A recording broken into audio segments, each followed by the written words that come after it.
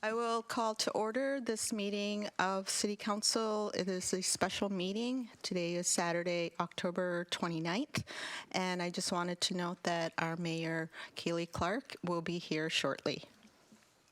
Madam City Clerk, can we have a roll call? Mayor Kaylee Clark, Deputy Mayor Amy Lamb, Here. Councilmember Karen Howe, Councilmember Kent Treen, Present. Councilmember Pamela Stewart, Here. Councilmember Ratuja Indapura, Present. Councilmember Rosine O'Farrell. Here. We do have a quorum.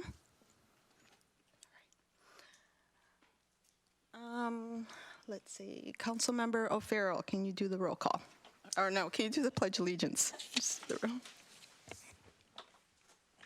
Allegiance to the flag of the United States of America, to the republic for which it stands, one nation, indivisible, with liberty and justice for all. Next up is approval of the agenda. Can I have a motion? So moved. Second. Moved and seconded. Is there a discussion? Yeah, I would like to ask that we make an announcement or add an announcement at the end of the meeting, explaining to folks how they could send in public comment after they watch the interviews. Okay, we can do that. I'll need a second for that amendment. Second. Moved and seconded.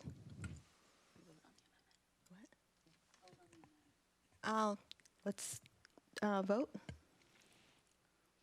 All those in favor? Those in favor? Aye. Aye. Those opposed? So the amendment passes. That's 6-0. Excuse me, Council.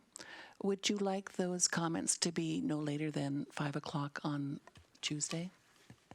Yeah, that would be great. Thank you, Lita. Okay, thank you. Next up is a consultant briefing. I think you technically have to vote on the main motion because it was just on the amendment. Oh, okay. We're going to vote on the approval of the agenda with the addition of public comments.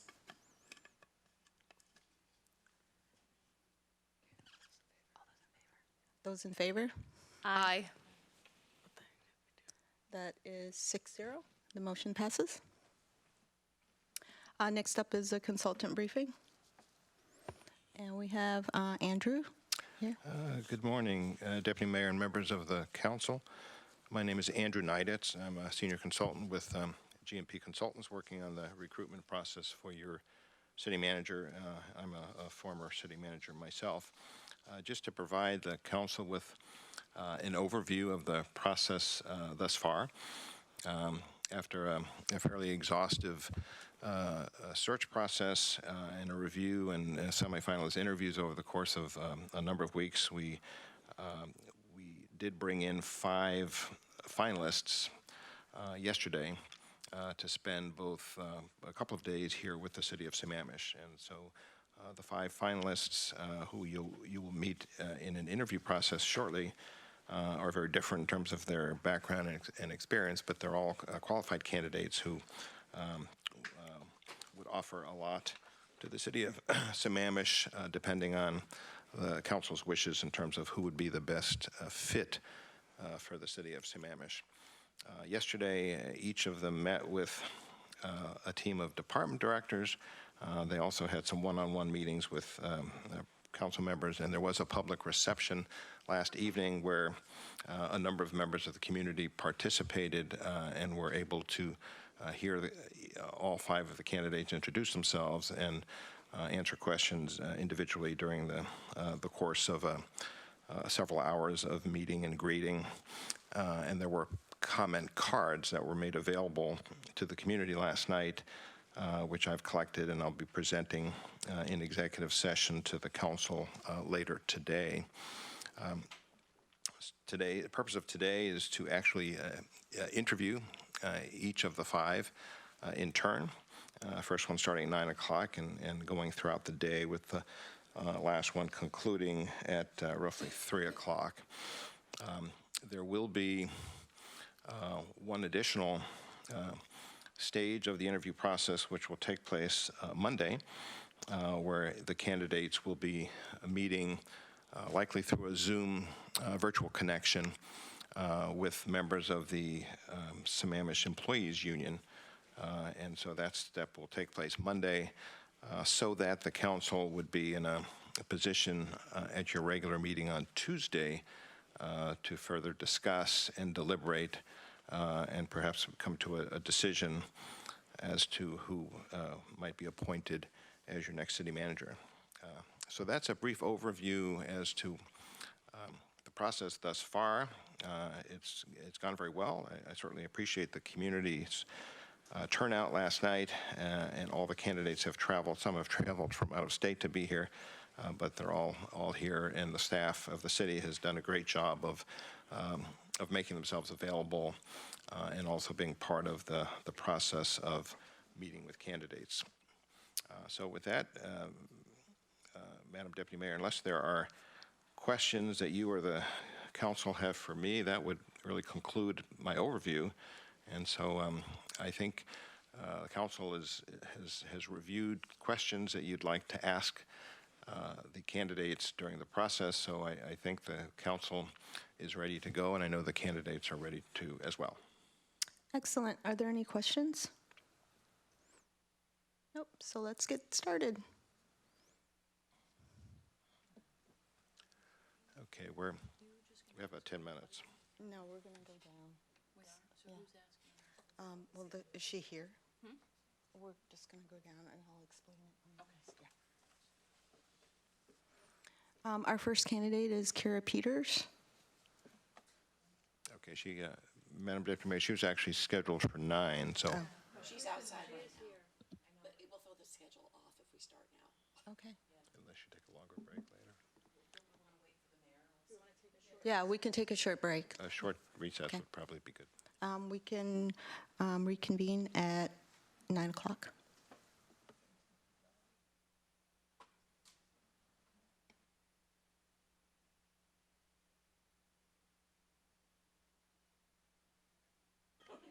The green, do you see the little green light up there? Oh, There. Now do you see it? oh, yeah. I see, okay. Good morning, everybody. Thank you, Kira, for being here. So you are our first. So how this will work is we each have a sheet of our questions, and so your name is for council, your name is by the question that you'll be asking. And you do have 50 minutes. The clock will be over there. I think it will beep towards the end there, but we'll keep an eye on it. All right. So question 1. Please tell us about yourself and why you're interested in being the city manager for Sammamish. All right, thank you very much for the question. Good morning, Mayor and members of the Sammamish City Council. My name's Kira Peters, and I am interested in the city manager position here in Sammamish for several reasons, but the most important ones are, first of all, I've explored, I've investigated, I've done my research on the city, and I know that all of you already know this, but it is an amazing community, I think with amazing opportunities and potential. So that is first and foremost the reason that I submitted my name to be considered. Secondly, I am a municipal government employee with 31 years of diverse, serious experience in government work, and that has been through the good, through the bad, through the ugly. I'm a dedicated government professional, and I take my job very seriously. I always love challenge and opportunity, and I'm at a stage in my career where I'm ready to do something different. I have worked in the city of Scottsdale, in Scottsdale, Arizona, for 31 years. I am happily still employed there and challenged, and if this position doesn't work out, I'm grateful to have that position and to be happily employed. Always nice to be applying for a job when you're happy with the one that you have, too, and I think that's important. But again, I am ready to take it to the next level of leadership in a city manager role, and I would be excited to take on the city manager position here in the city of Sammamish and work with all of you to serve this great community. Great, thank you. So, hi, Kara. So what type of culture do you like to work in, and how would you create or enhance that culture in the workplace? All right, Mayor and members of the council and Councilmember Treen, that's a great question. I really like to work in a culture where people are comfortable. They feel welcome. They are included. They can share their thoughts openly without fear of being judged for that. I also a lot of people forget this word when you're working in government, but the fun of the work. And I think even when I met individually as part of this interview process, to me, it really is important for people, employees, for council members, for a city manager, to have fun with the work that we're doing. And I think if you're having a good time, that just naturally builds strong relationships and helps in the times when there might be some disagreements or differences of opinion. I think if you really like who you work with and you like what you're doing, it makes those challenges a lot easier. So I would say that's the type of culture that I like to work in. But an important piece that I'd also like to add is a work culture that gets business done. So it's, we can all like each other and have a good time, but it is important to get work done, especially when you're working with government. I know in my time and in my research, there are things that need to be taken care of and there's challenges that need to be worked through. So instead of just talking about those, really to make a clear plan to address those and measure how you're doing in achieving those goals, especially the ones set forth by your mayor and council, because what you're doing is a reflection of what the community needs. My job, if chosen or selected for the city manager, is to take that seriously and get that work accomplished. Thanks for the question. Morning, Kira. Good morning. Our city will begin working on a diversity, equity, inclusion, and belonging initiative next year.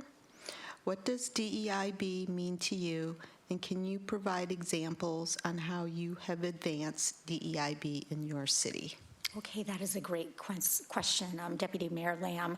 I like that question because in my current work in the city of Scottsdale, I am leading a committee where we are taking on the challenge of really not just talking about DEI, diversity, equity, inclusion, and belonging. I like that the belonging piece has been added on to that, but really making sure that employees, leaders, communities are comfortable really living what that means. So I'm just going to give an example. I've seen a lot of places where people know that this is important. They talk about it. They'll put it on performance reviews, things like that. But then I found there's a little bit of a disconnect between that and really embracing diversity, equity, inclusion, and belonging. And what I mean by that is let's talk about real situations that happen, real situations. And it might be a little bit uncomfortable to talk about, those situations. How do you manage through? What's the right thing to do? Because I think a lot of people are uncomfortable, to be quite honest, with this topic. Not that they don't believe in it and want it, they just don't know how to go about achieving it. So in my work right now, again, the power of bringing together a team of diverse ideas to talk about how do we do this. And we are developing a plan right now, starting first with policies and procedures and your culture. So, for the city of Sammamish, are the policies and procedures, do they embrace that? Do they reflect DEI, diversity, equity, inclusion, and belonging? That's the place to start. And when you have that backing, those policies and procedures in place, then it makes it a lot easier to start training staff and actually really engaging with that topic. And when I say engaging, again, that would be like specific hands-on training. It would be having speakers come in to talk about real-life situations. I'm fortunate enough in my role in Scottsdale to serve as the library systems director. A public library is a place for all. So I thought this is the perfect place to start conversations around DEI. It's also a perfect place to gather your community in a hub to talk about this and really educate and inform the community on what it really means. So I would be happy to take my knowledge, and I don't know everything about it. I'm not the expert in it for sure. I think that's important for everybody to recognize. I haven't met somebody who is, but the power of it is getting people together to talk about it and progress forward with DEIB. So that's my answer to that question. Thank you. It's a good one. Hi, Kira. Thanks for being back today. What is your 90-day plan, and what does success at 90 days look like to you? Thank you very much for that question, Councilmember Stewart. My 90-day plan, I am an outside candidate, and I really need to take the time to get to know this community. And I have done my research, back and forth. It's been amazing to be here as part of this interview process, but it takes a lot more than that. And in the first 90 days, which is not a lot of time, I would spend that time talking with the staff, talking with the employees, talking to them to find out what's important to you, what's been working, what has not been working. I would also take that time to get to know the community. That's getting out into the community, going to business owners, going to where the community hangs out, and just being, putting on my running shoes and going for a nice run through the city, and really talk to people in a casual format about what they like, what they want to see in the future. And then also an important piece of that is getting to know all of you. You are the council, you're a representation of this community, and it would really be important for me to get to know each of you more than I already have. This has been a wonderful experience. I have to tell you all that. But to really get to know you and what's at the heart of what's important to you. And I think that would by far take up 90 days. But from there, really start making a plan for action and getting to work. Thank you. Good morning. Good morning. So, you've answered it a little bit, the question I'm going to ask, but I'm going to ask you to go a little deeper, I think, on this, on my question, which is, how do you engender trust between you and your constituents? This would include staff, council members, regional contacts, other elected officials, and residents. What is your process, and how do you know when you're successful? Please cite specific examples. Okay, so your question is about building trust, am I correct? Was that the Correct. beginning part of it? That building trust takes a little bit of time. So I don't think a brand new city manager from outside is going to come in and automatically have everybody trust them. I think what I'm going to have to do is build those relationships. This is part of my specific answer to the question. Build those relationships, demonstrate my ability as a government leader, because really once you start doing that, you'll start gaining the trust. Okay, Kira is here, she's working hard, she knows what she's doing. I trust her direction. That trust comes in a lot of forms. You have to build trust with the teams that you work with. I've always strongly believed in what's really important to me as city employees. When you are serving a community, who is doing it? It is the team. It is your city employees. So I think if that part of your work trusts you, the rest of it will start falling into place. So really specifically, I would answer that by saying I have a lot of experience leading in new and different roles. If you look at my resume, within the city of Scottsdale, I've worked in a lot of different departments with a lot of different work teams. And I will tell you that those work teams all have something unique and special about them. So I feel as a city manager, that would just be even broader with people with different things that are on their radar and what's important to them. You as a council are going to have certain priorities. City employees are going to have different, well, not different, but a little bit different and unique in the work that they're doing. So to answer the question, it's going to take time. I would need to prove myself, build relationships, both in a public format and also in just a casual format. Again, talking to people, meeting with them, having them get to know me. And I think once I start building those relationships and demonstrating my ability and getting a team of city employees behind me, with a little bit of time, that trust will be earned. That is what I've done in the past with the city of Scottsdale. And I have been in positions where I've gone in and I've not been the expert. I have not been the expert at all, but I've trusted my leadership abilities. I'm a smart woman. I learn quickly. I do my research. I take it seriously. If there's something that I don't know, I don't fake it, because people will see right through that. If there is something that I don't know, I will be the first one to say, I don't know, and I'm going to need to work on that to figure out an answer and get back to you. And that, Councilmember Howe, is how I earn trust, and it will start permeating in everything that I do, and all my leadership qualities and the community that I serve will see it. Thank you. You're welcome. All right. What do you do when your views and those of your staff differ from those of the governing body as a whole? Well, that's a good question, and it happens, I know, unfortunately, at times. And really, when there's disagreements, to me, that's not a problem. I see that as an opportunity to really engage with each other and work through whatever that situation might be. And really, it's important to know, too, that everybody, again, I'm going to go back to this relationship building and trust. And there are going to be times when perhaps city council might feel one way, city staff, city manager may perhaps think a different way, and really just laying out the information on the table and coming to a consensus. And for me, I've always, in the situations similar to this, I think if you make a decision to go one way, and if somebody has to concede a little bit and say, okay, I see your point, I might not all the way agree with it, but I'm willing to give it a chance. And if that doesn't work out, you can always shift and go a different way.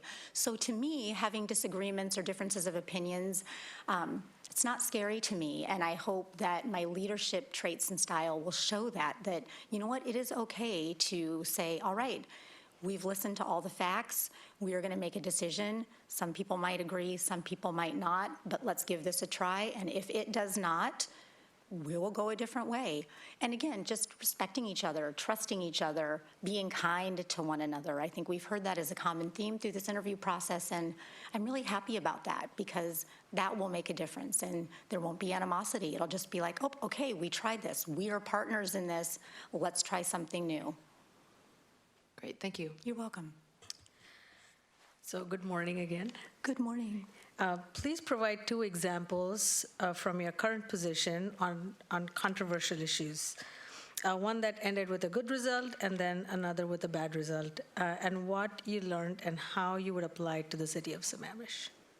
Oh, controversial issues, 2 examples.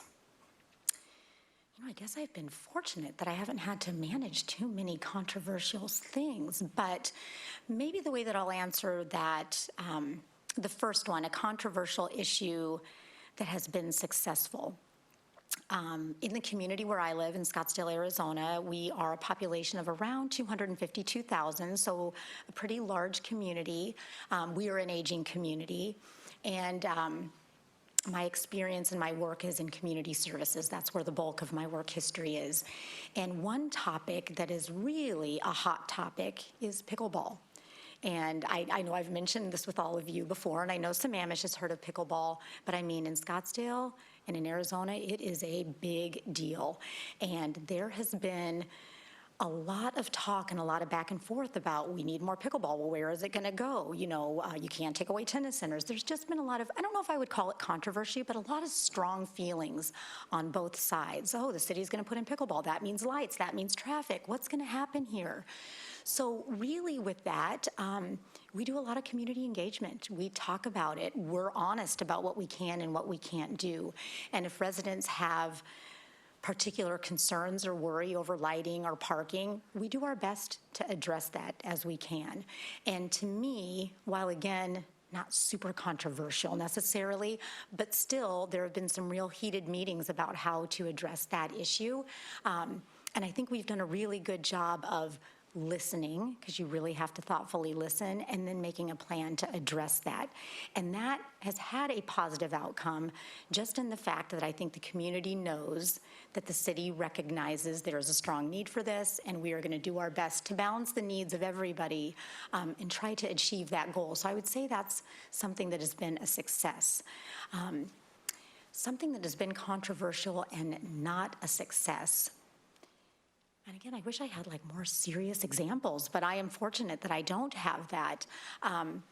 One thing that has been controversial or challenging in my position now and for the city of Scottsdale is, for us in Scottsdale, we are very tourist driven. You know, so we have got the Waste Management Open, the Barrett-Jackson. We've got all these really big events, and we've got a lot of people that travel in, and that's a big part of our economy. Tourist dollars are a big part of it. What gets controversial about that is we will have big sports groups come in and they book all the fields. And then you'll have a member of the community who wants to go out to a sports field and play ball with their family, their residents. They live here, yet things are booked up. You know, they're booked out-of-state tournaments. So that has been something that I don't know if we have found the right balance yet with that. And that can be a really hot topic when we do community meetings. Like, what the heck? I live here and I pay, you know, I pay my taxes, yet when I try to go to a public open space, they're all booked up, you know what I mean? So, and people really feel strongly about that. And we're grappling through that right now because we understand the importance of what these tourism dollars mean to our economy, and they benefit residents, you know, they really do. I don't know if everybody understands that quite clearly, but we need to do a better job of making sure that space is provided. And again, I feel poorly because I know that these aren't super controversial issues, and I feel fortunate for that, but I did my best to answer with some of the things that we've had to work through that have been successful and things that we're still working through, because I never like to say not successful. I like to say perhaps not successful, and then we figure out a way to make it successful. Thanks for the good question. Hi, Kira. Good morning. The city is planning to draw down reserves and one-time funding, for example, ARPA funds, to help balance the upcoming budget for 23-24. What is your approach to balancing budgets and ensuring fiscal sustainability? Oh, that's a great question. Councilmember Farrell, I hope I'm pronouncing your last name correctly. Was that fine? Okay. We all know a balanced budget is important, and one of the things that I have learned in my research and through this interview process is that Sammamish definitely needs to pay some attention to sustainable revenue and consistent revenue to have a balanced budget. I don't think I'm going to have a solution or clear answer to that right now specifically, but I do understand the importance of it, and I think it takes a lot of work and understanding about what really is needed and to take a good hard look at the numbers right now and where we're at. I know there's been a lot of talk about being debt-free. I'm not afraid as a government employee to take on debt to meet the needs of a community. There's a responsible way to do that as long as you can make sure that you're fiscally sound and responsible to be able to pay that debt back. And I think that is very, very achievable and doable and appropriate in some cases. So to answer that question, I would really have to spend more and more time looking at the city finances, comparing that to what really is needed, working with the other professionals that are going to know a lot about this to make a plan to ensure that we have sustainable revenue coming in so that you continue to have a balanced budget and a plan for the future, and even savings for the future as well. So again, I don't feel like I might have directly answered that question, but my answer is I would have to really look at that to give a thoughtful answer to how that budget will help achieve city goals, and not just for 1 year. To me, I think it's really important to feel confident that we can take care of the future with that budget moving forward. You're welcome. All right, so we have just the last two. Do you have any questions for us? Okay, let's see. My first question for all of you would be, and I know you've all got to meet me a little bit and know a little bit about me. What would you say as a city council, out of the different things, and I made a list of your priorities, the environment, trust and transparency, safety, the DEI, housing, financial stability, transportation. Out of those priorities, to you as a council, what's the most important? As a city manager, what do you want this person coming into this role to tackle first? You know, because I'm a strong believer in you can't do everything well. You need to focus on what is important. So, Mayor, members of the council, what is the most important to you for this city manager to take on first? I'm waiting for hands. Yeah. Down the line, all right, Councilmember Howe. Yeah, I think that's a good idea to go down the line because each of us may have a slightly different tack on this. From my point of view, engendering trust with your staff is the most important thing because no work gets done, no matter how important, until that is ensured. Thank you. Well, I would say we spent a lot of time coming up with that list and narrowing it down. So I don't know that one could say any one of those priorities is the most important. So for me, the most important thing is how do you come up with a plan to show us how you're going to implement those and what the timing of those are and what are the things, as you talked about before, what are the things you can do and can't do over a certain course of time, and what do you need to achieve that. So for me, it's not that we could pick any one of the priorities to be the most important. The most important thing is how are we going to do it? What do we need? What are the blockers? And let's go get to work. Thank you. So our list of goals is long, and my goal is to actually make a dent in all of them. So it is really up to us working with the city manager and staff to see how we can accomplish all of them and to what degree. So for me, I think without the foundation of trust and transparency, we can't really tackle any of them. So I think I would start with that. Hi, Kira. I would have to say that all those priorities are really important to me. There are probably climate change is right at the very top of my list. And I'm really interested and excited to get working on that. And having that almost be the mirror with which we view nearly everything else that we do. I think that's, at this point in our city's life, that's something we have yet to kind of tackle. And so I'm excited about working on that and kind of using that when we tackle nearly everything else, other projects that we're doing and how that's affecting our immediate climate and getting our community involved. I'd have to concur with everything that my colleagues have said, that it's very difficult to pick one over the other because they are all equally important. Our Sammamish seniors are very important to me also, and trying to figure out the correct way to handle all their needs because they're a big part of our community. So those would be my top two if I had to pick a top two, but really all of them are really of equal importance to me. Thank you. Thank you for the question. Most important for me would be the environment. So that's pretty much, how do I get wildlife corridors put into it? What are we doing with stormwater? How are we addressing climate change? So how are we protecting the wildlife and the trees and the canopy? So we're headed in the right direction. We just need to keep moving that. So I just elevate that just slightly higher than the rest. So you asked for the most important. You got that one from me. So thanks. This is the fun part of being last. You can hear what everyone else says. My other peers have said, the list was actually, we all worked on that list together, right? So that's why you see a lot of consensus in what we agreed to. Given that from a very tactical perspective, we really want to make sure, or at least I want to make sure that, we get through a comp plan update. That is very important. And then making sure that we are fiscally sustainable as a city. So for me, those two would be very important as well. Thank you very much. And just as a follow-up to that, and part of the reason I asked that question is I was preparing to come in to talk with you, and hopefully the community members in Sammamish are watching this as well. I really thought of just Kira's ideas, and I just wrote down 3 of them simply that I wanted to say after listening and researching for Sammamish. And if selected to be the next city manager, I think what I would like to do is, number 1, focus on communication and engagement and information, getting that out with the community to really just make a strong connection with the community. And we are here, we are city government, we are city employees, really ready to provide accurate, consistent information in unique ways, because I think people are busy. We've talked about that, and boy, families are busy, maybe to pay attention to what's going on in local government. There's a way to make them aware of what's going on. And to me, I think number 1, that's almost even a low-hanging fruit. Let's start some real active communication, engagement, and information sharing. Number 2, and a lot of you have touched on this, based on your priorities, which are a true reflection of community need, is really starting to make the plan. Let's start putting this in, making some dents. Let's start achieving some of these goals and priorities, get to work.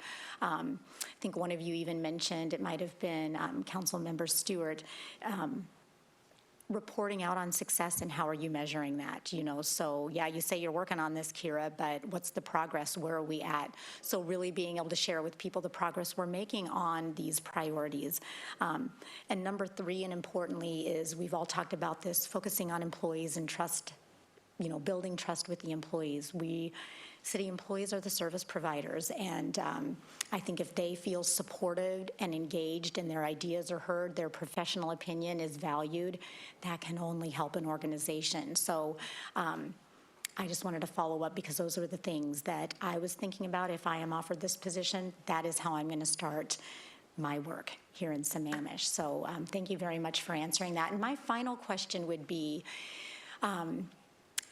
what would be the best way, and this might be a little bit of an unusual question, but to build these relationships and foster engagement with the community and with City Council, have you thought of new and unique ways that you as a council would like to engage more with the community outside of just, occasional meetings, public meetings, council meetings and things like that? Is there any thoughts that you guys have on what local government can do to connect more with the community outside of what's already been done? And there's good work happening, but I also think, okay, maybe we could be a little bit innovative on how we engage with the community. And I don't know if anybody has given any thought to that. I know I give a lot of thought to that in my work where, I think there's certain members of the community that are paying very much close attention to what's happening, but there's so many out there that aren't, and I'm sure they have an opinion and good ideas. And for me, as a government worker, I think that's all those opinions and ideas are important. So just curious about that, and I don't know if you have to go down the line necessarily, or I know it's a little bit of a random question, but any ideas, I'd be happy to hear them. Yeah, absolutely. Thanks for that great question, and thank you, Mayor, for starting on this end of the bed, on the dais. I think, the city, I think, had a lot of events and engagement opportunities. The pandemic kind of changed the whole dynamic, right? So it's allowing us to restart. And I think from a personal perspective and also from a community perspective, I think our outlook at events has changed as well. I hear so many people who would love to do events, and now they're taking a step back, maybe doing hybrid events or being more focused, more intentional with what we are doing. So I think there is definitely an opportunity. Some of the things that I have thought about is having, I know some other cities have done like an economic incubator in the cities itself, where they provide services to small business owners on how to start your business, what tools are available in the community, what grants are available. So that is one aspect we can do. I am a big believer in ensuring that our residents are educated in what the city does, right? And we don't really have that citizen academy, if you will, here right now. So those two things is something I've thought. Engaging our youth is such a great opportunity. We have a youth board, and making sure that, we listen to them and their voices are heard at the City Hall. That is really important. I would love to have like a hackathon here if we could. Not sure if that's possible. Another, gathering places. I think we have lots of open spaces here, but where can folks gather and come up with innovative ideas? So creating like a hub. So yeah, there are lots of ideas that people on this dais have. Is just making sure that, we get the right connections to make it happen. So. That's a great answer. Sorry. Yeah, I don't know if I can add much to that. Yeah, she really wrapped it up pretty well, didn't she? I'm just going to say, I think we can do a better job reaching out to our schools. Okay. And in that, I would say that it's because a large percentage of our population is families. And so, reaching out, and they're busy. Mm-hmm. And so one of the things is they're busy with their kids, they're in the schools already. So if we could do a better job of kind of creating those hubs, but in the education world. And then I would also promote, I think the city should partner with the college here with adding in community service type classes and how people, what's land use all about? What is this comp plan? So education would be, which was said, so Right. thanks. Thank you. Well, I just want you to know for the record that everything they said, I already had those ideas, but they took all They of took my them first. They ideas. took them first. Okay. So I Noted. just want you to know, I thought of all of those things last night, and they just stole my thunder, okay? So take it that they were all my ideas, plus the other thing that I always think about, and we have a large number of, I think a lot of our community, if not maybe 90% of our community, all have come from somewhere else, be it within the United States or from another country.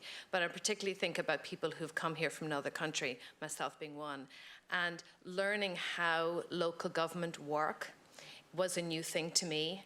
Because where I'm from, local government works a little differently, and I was never really involved in local government in Ireland. So when I came here and I saw kind of the opportunities, I thought, oh my gosh, that's amazing. But to learn how when you come to this place from somewhere else, how can I get involved? And that it's okay for you to get involved in the local issues, even if you're not a voter. It's not because you're not a voter, you're a member of the community. And teaching and engaging and informing every resident, this is how, whether you're a voter or not a voter, but you live here and you pay taxes here, this is how you can be involved and this is how your voice can make a difference. So I would love to kind of do something where we would be educating our residents about that. And then, of course, everything they just said. Right. But thank you for the question. It's a great question. Good answer. You're from Ireland? I think, yeah, kind of like Councilmember Treen, what I find is we're very survey inundated, and that just gets hard, you know, but it's an easy way, at least digitally. But yeah, I mean, kids are the key. I think anytime I've ever done like wildfire education outreach, you go to a kid's, like anything, group, school, Cub Scouts, whatever, they will go tell their parents everything. And they will like get their parents involved and be like, this was super interesting. I'm going to be a firefighter now, you know, so I think through the kids for sure. Great. So I'd like to see our city more engaged on social media. I've seen other cities where their content is actually fun. You know, we have a lot of content that is a little bit more on sort of the government dry side. And, you know, we could have a mascot. I wish we had a mascot that showed up at our events. Mascot, easy one to do. I mean, social media is a way to engage with the public. It's a dialogue that we're having, and to show us is more than just, you know, a bunch of, you know, people that has dry meetings. I think, you know, would be, you know, I think it would be really great, and I wish we had the funds to hire like a full-time or part-time social media person. Or an intern. Yeah. Thank you. I love this question. I mean, first and foremost, we have to meet people where they are. People are incredibly busy. You know, work and family, and, you know, many of us are in the sandwich generation, so we're taking care of our parents, we're taking care of our kids, we are ignoring ourselves. And so showing up at already scheduled community events, right, things that are already happening, getting out there, as a council and as well as staff. And that means that we have to make time for the staff to be able to do that, right? We can't have them, you know, loaded at 120% and then ask them to go do that as well. Also, then when we do that, making sure that all of the feedback that our staff gets, because when our staff is out in the community and they are engaging, it's always positive. I mean, we do hear back from the community that they have such positive engagements with our staff. But one of the things I don't know that we do a great job of is getting all that feedback into a database so that we can make sure it's there and usable. We hear it and we know it's there, but what are we doing with it? How are we taking and turning that data into, you know, real things that we can make decisions and action on? So I think that's really important. The schools, we used to meet with the school districts and have joint meetings, and I think we need to do more of that, right? We need to actually formalize some of the engagements that we have with existing organizations out there that we need to be partnering with. So again, really making the time to get out there and have those kinds of meetings.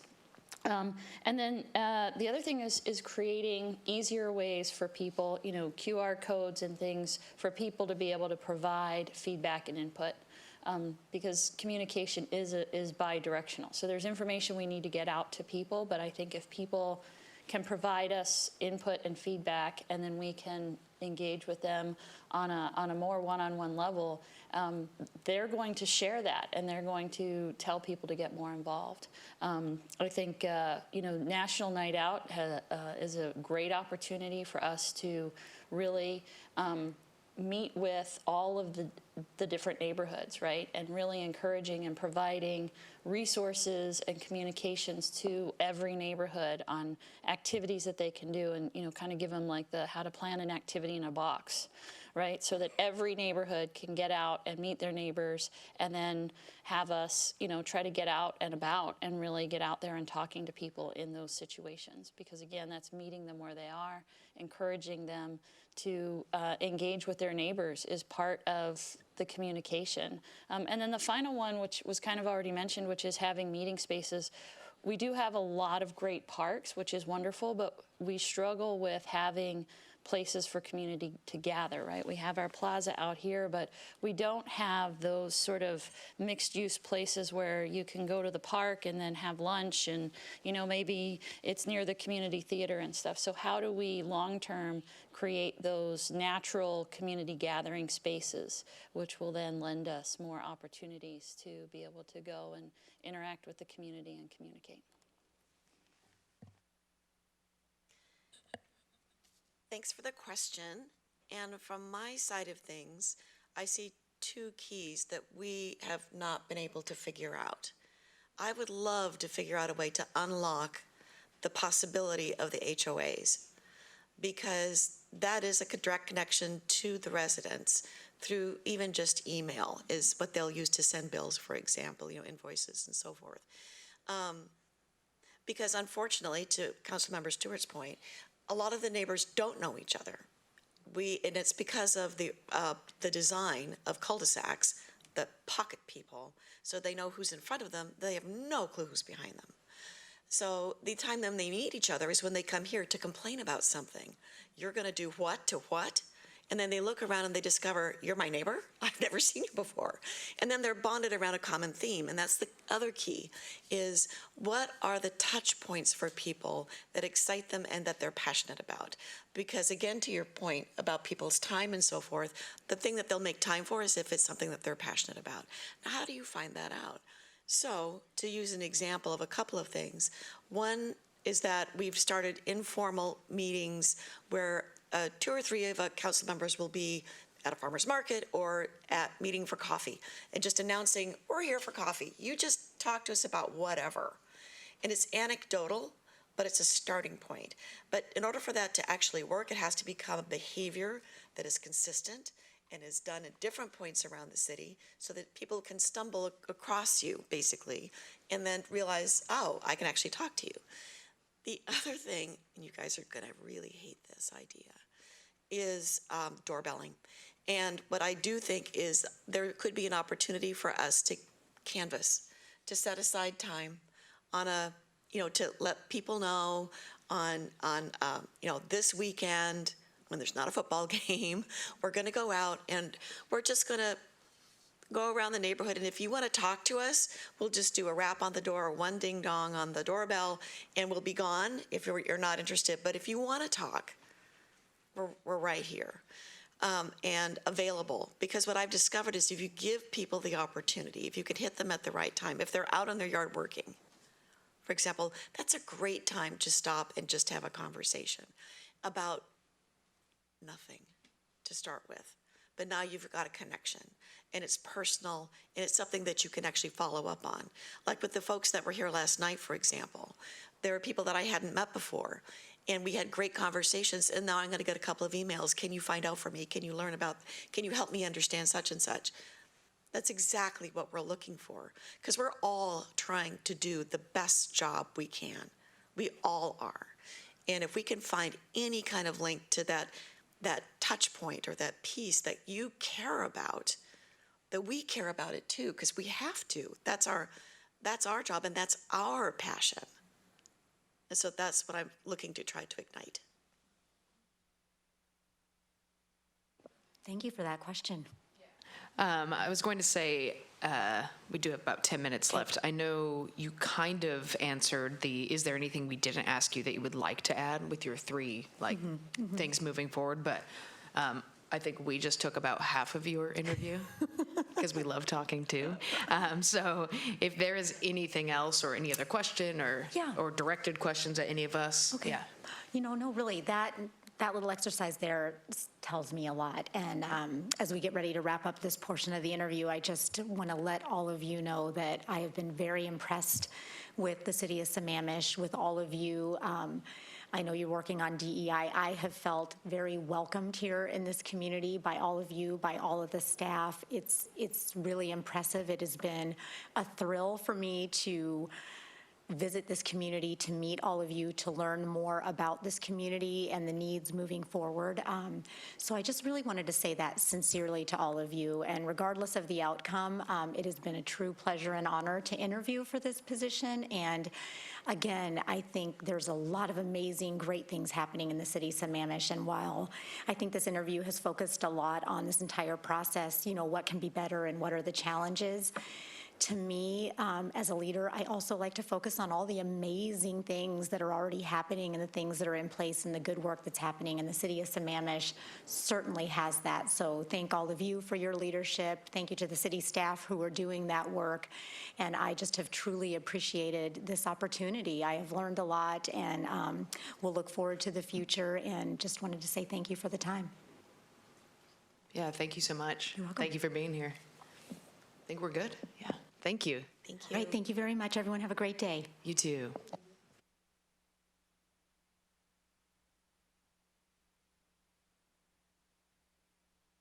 I mean, if the next person's here. But I think we're on like scheduled. Yeah. Yeah. So we're braked, is that a word? We're on a break until 10. Perfect. Well, 10 is the next interview. Yeah.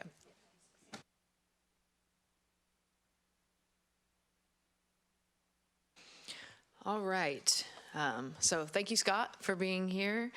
So we will have 10 questions, so about 5 minutes each, just as a heads up. So this won't have 20 questions, but 10. So I will start, and then each of us have a question for you. So please tell us about yourself and why you're interested in being the city manager for Sammamish. There we go. Sure. Thank you, Mayor and Council, and thank you so much for the opportunity this morning. It's nice to see you all again. As the Mayor said, my name is Scott McCall. I'm a candidate for the position, and the reason that I am interested in the position is I've spent the last couple of years here being involved in the Sammamish community and working with the Sammamish team and the Sammamish Council.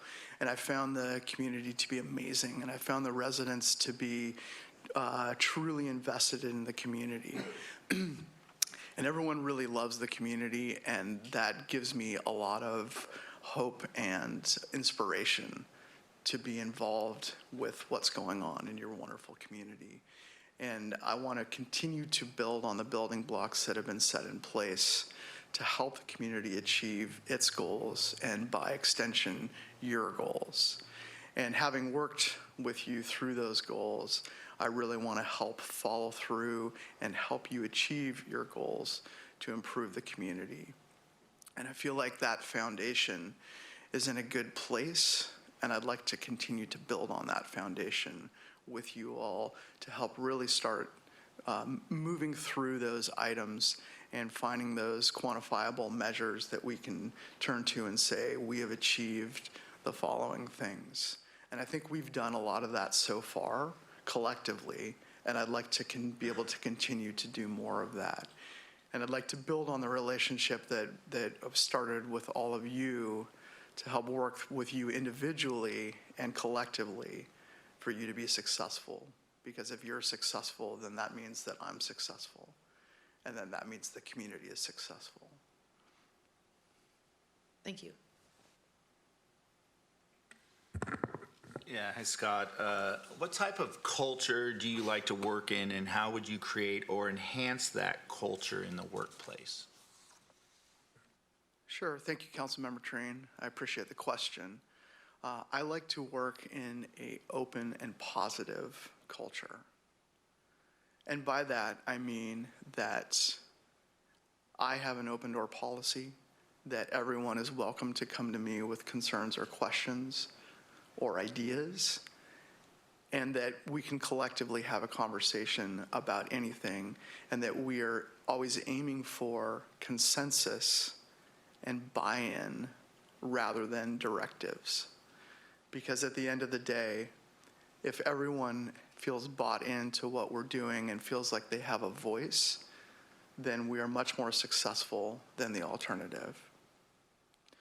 And so building that culture of positivity and inclusion, allows us to be a stronger and richer community within the city staff, and then that extends outside of the building into the community. And that's what's important to me, is to have that ongoing dialogue, that if somebody has an issue, that they bring it up right away, and that there are nothing is out of bounds for any of the staff. It doesn't matter who they are or what role they are. That's immaterial. We're all from the same team, and our collective success is always the goal. So to build on that, is what we've already started, is to try to make sure that we are recognizing the good work that we're doing across our teams, particularly those that don't necessarily come in front of you all very often, but to recognize that there's a lot of work that goes on day to day that might seem mundane a little bit, but is critically important. And we need to be able to recognize that everyone has an important role to play, and every position is important, regardless of what job they have. And if we can build on that and continue to recognize everyone, and I think you all have done a great job of recognizing the staff as a whole about the job that they do, but to build on that and celebrate our workforce and all the work that they do, I think that helps build the culture of positivity. And ultimately, it is about trust with the staff, which equates to trust with you all, which equates to trust with the community. And so that is always the goal across the board.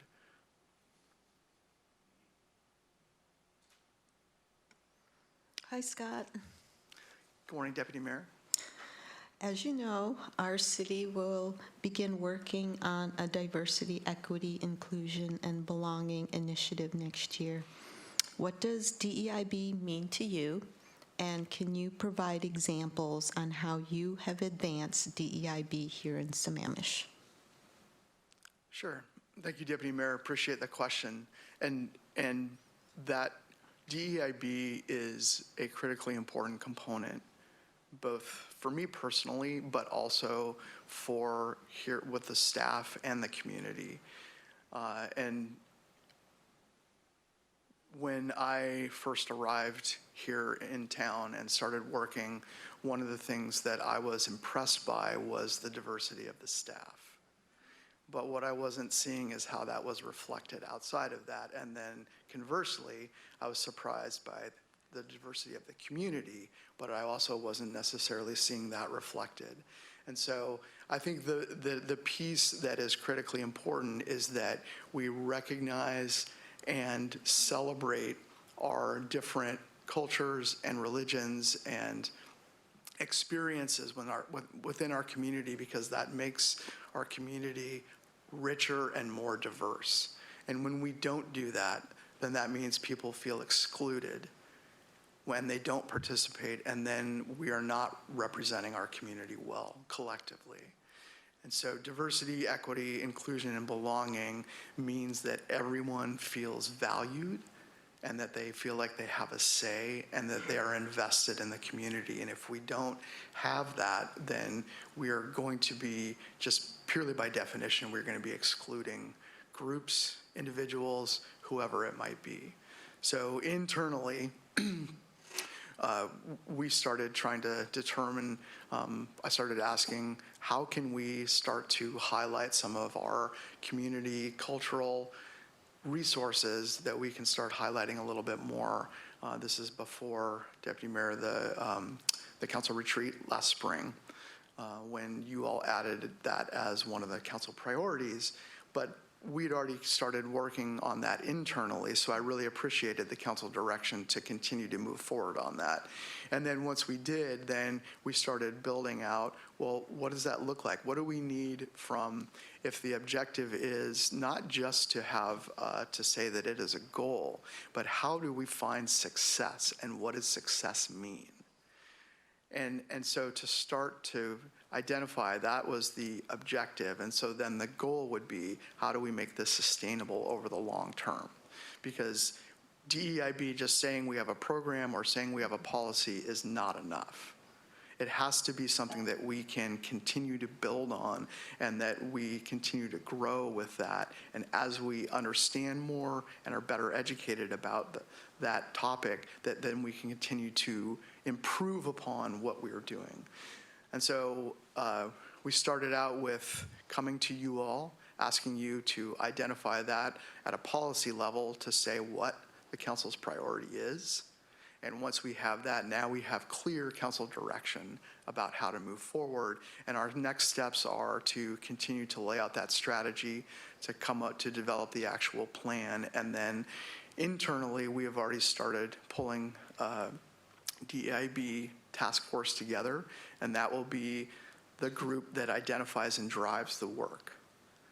And as we start to understand more, and they're going to choose the consultant that's going to work on our strategic plan, so that when we come back to you, we have both what we're going to do in the near term and then how we are going to move forward more long term about how we not only roll this out, as you all have pointed out, both internally but also into the community, so that at the end of the day, we are across all the decisions we make, whether it is financial or policy-based, that we are including diversity, equity, inclusion, and belonging, and it gets to a point where we're not calling it out, but it's already built in to all the decisions that we make. And are we there yet? No, we're not. We have work to do, and we know that. But this process, this policy decision is an iterative, ongoing process, and it is true across every community. No matter how much resource that they've put into it, no one's ever done. And so we're trying to figure out, how do we start out where we can continue to build on successes rather than trying to go in one direction and finding we got it wrong. So there is no fix, but this is something that we have to build on so that we get to a point where we can say, here are the ways that we implement diversity, equity, inclusion, and belonging in our internal policies and in our community, so that everybody understands, and that in the end of the day, we have identifiable measures to look at and say, we have improved things for our community. And that's when we know we will be starting to build success, not achieve, but build success.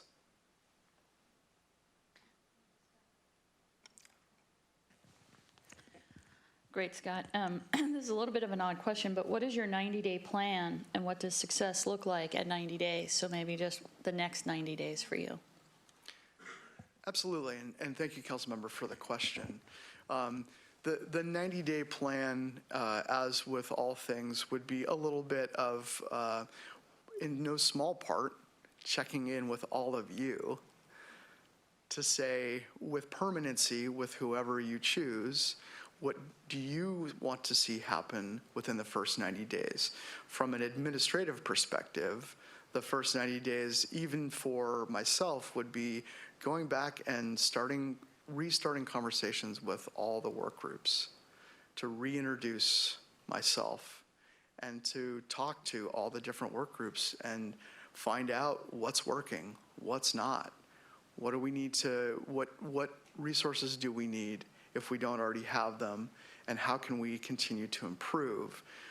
Also, one of the other things that I would start doing in the first 90 days is really identifying and focusing outside the building about who are those community leaders that haven't been connected in to date, that I can start to connect with, to really start to grow the city's footprint outside of the building, and engage with the community in a more meaningful way.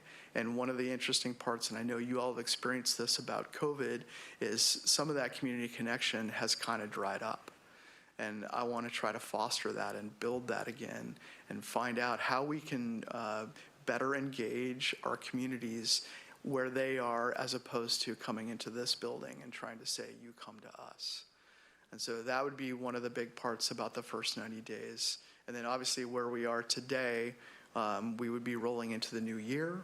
I would want to definitely sit down and plan to sit down and have a follow-up council retreat early in the year to continue the conversation around council goals and how do we find those objectives within those goals and what measures we're going to look at, strategies to achieve those measures, and be really crystal clear about those as we build the work plan over the next year.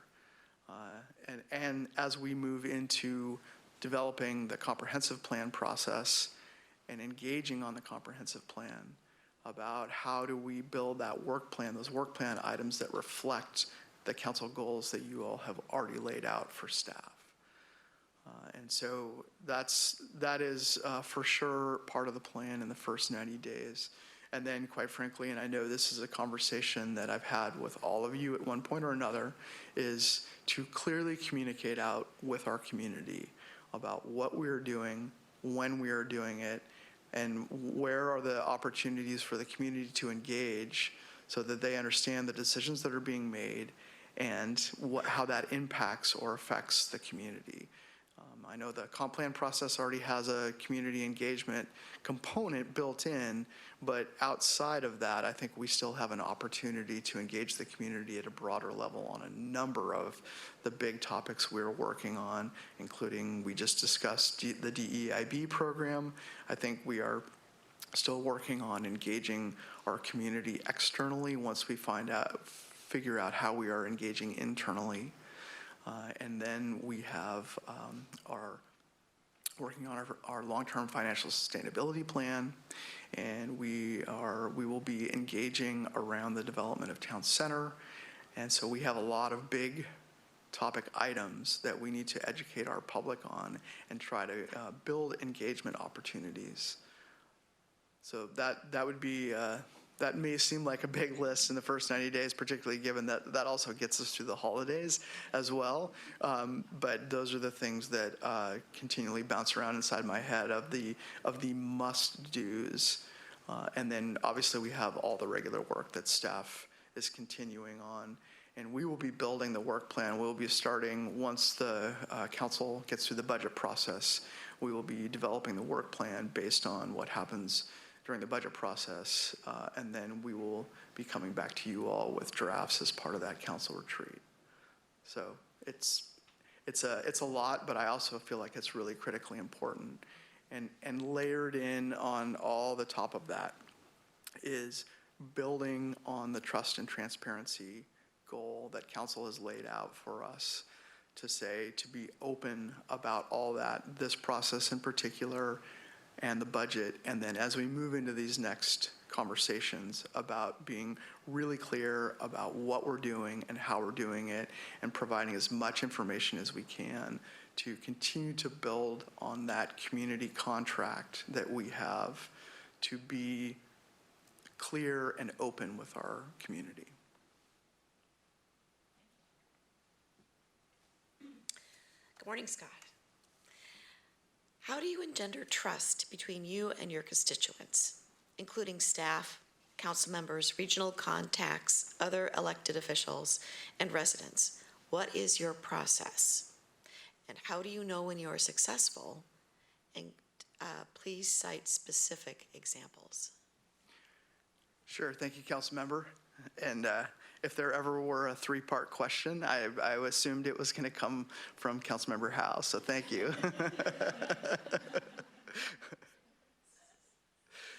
So it is a great question, and it is an important question. And I think to go back to the example that I was just giving, that it starts out with that trust is built on communication, trust is built on continuity, and trust is built on follow-through. And so by that, I mean that you have to mean what you say, and you have to follow through, and you have to be able to listen. And so with all those groups, it is important to sit down and listen and really hear whoever it is, whatever it is, if it's a resident, if it is a staff member, if it's one of you, is to really hear and listen to what the problem is, and then have a conversation about how do we move forward. And from a strategy perspective, council member, to get to the second part of the question, is when I first started with the city, not long after, was when the city had just finalized the first union contract. And as part of that, I was trying to figure out, how do we implement that? What components need to happen to be able to implement a union contract? Because that was the first contract we'd had with the city. And because it involved 2/3 of the workforce, it is a very important component because it involves the majority of staff. And that relationship has to be strong in order to be successful. And so my approach and my strategy is to sit down and tackle the challenges head on, and sit down with the union leadership and ask, how did we get here? What are the things that concern you moving forward? And there was a list I can share with you. There was quite a list.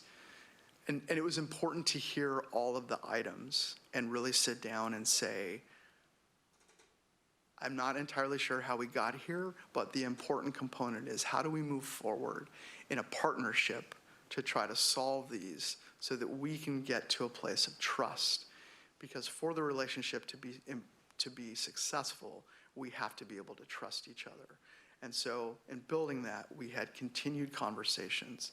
And those conversations led into when we had our official labor management meetings, and we started talking through agenda items about what we needed to address. And as we went through those agenda items, we started walking through and tackling those issues that were raised about how we got to the point of forming a union to say, I understand. And let's talk about how to fix those. Let's go through it, and nothing is sacred. And we went through those, and I'm not going to speak for the union, and you can ask the union leadership yourselves, but I think that we have achieved a very good place to date at a staff to union membership level, that there is a level of trust and understanding and partnership by going through and addressing the items. And when we got to the tough pieces, that we actually talked through those about what it would look like and how it might work and what their concerns were. And once I heard their concerns, then we sat down and said, okay, how do we address these? And if we can't, then we have to be honest that we are not able to address these. And the way that you measure success, that I measure success, is that we work through one of the big topics that they really wanted to have happen was they wanted to be recognized for the work that they did through the pandemic. And I said, I hear you. Your members were the ones that were required to be in person every day. And that is something that is important to recognize. And I committed to them that I would bring to you all a retention bonus, because I felt that that was really important, not only for that it was important overall, but it was important to have that level of trust and follow through, to not just say no, but to say, I will commit to bringing it to council. I can't guarantee where council will be, but I will commit to bring it. I will recommend it and put the force of the city manager behind it. And that is my measure of success. And even a better measure might be the fact that you all were gracious enough and recognized the same thing, that you wanted to also participate in that. And I thank you greatly for that, because it is an important component for our staff retention. But the building blocks are communication, about hearing clearly what is being said, and then addressing the items one by one. And are there still items? Always. There always will be. But if we can get to a place of trust and understanding when we get to the tough items, we can talk through those. The other component that we talked through that we wound up not moving forward with is we were very close to implementing a vaccine policy, a mandate. And we had some very constructive, tough conversations at that point in time about what that might look like. When we got down to the point, we wound up not implementing it because the federal requirements changed. But we were able to walk, that was fairly early in the relationship process, and we were able to work through those items and recognize that we were going to have a tough road, but that was okay, and that we would work through it when we got to that point. And so again, building on that trust relationship, and I've greatly valued the relationship with our union, and I think it's critically important for our success. And so my measure of success is that our union partners are I won't say happy because I can't speak for them, but they know that if they have an issue, they can come to my leadership and myself, and they will be heard, and we are not dismissive, and we will address the issue because all issues are important. Some are solvable, some are not, but all issues are important. And so that is my measure of success about building that trust. And externally with the community, it is just as important to be able to hear residents, hear what the concern is, and be responsive. Can't solve everyone's problem. Sometimes it's not the city's role to solve the problem, but that is immaterial to the broader notion that we collectively, among the staff or myself, we have to hear residents, be responsive, and let them know what is or is not happening and is or is we are or are not able to do, and to follow through with that, and to be respectful. And it doesn't matter if it's one person or 50, that's the social contract that we have with the community.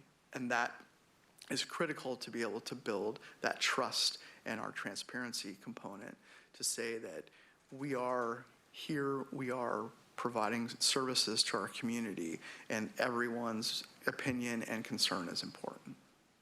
And so I measure success there is if you are hearing from residents and you ask us to respond and we don't respond and I hear back from you, then that's where the challenge is. And I think that we are doing a pretty good job of responding to those things when they come in and following through with residents and trying to solve problems when they come up. Now, again, not every problem is solvable, but are being responsive and a reflection of if there's a concern and someone brings it to council, then that is a concern that we're going to follow up on because that is a critical concern.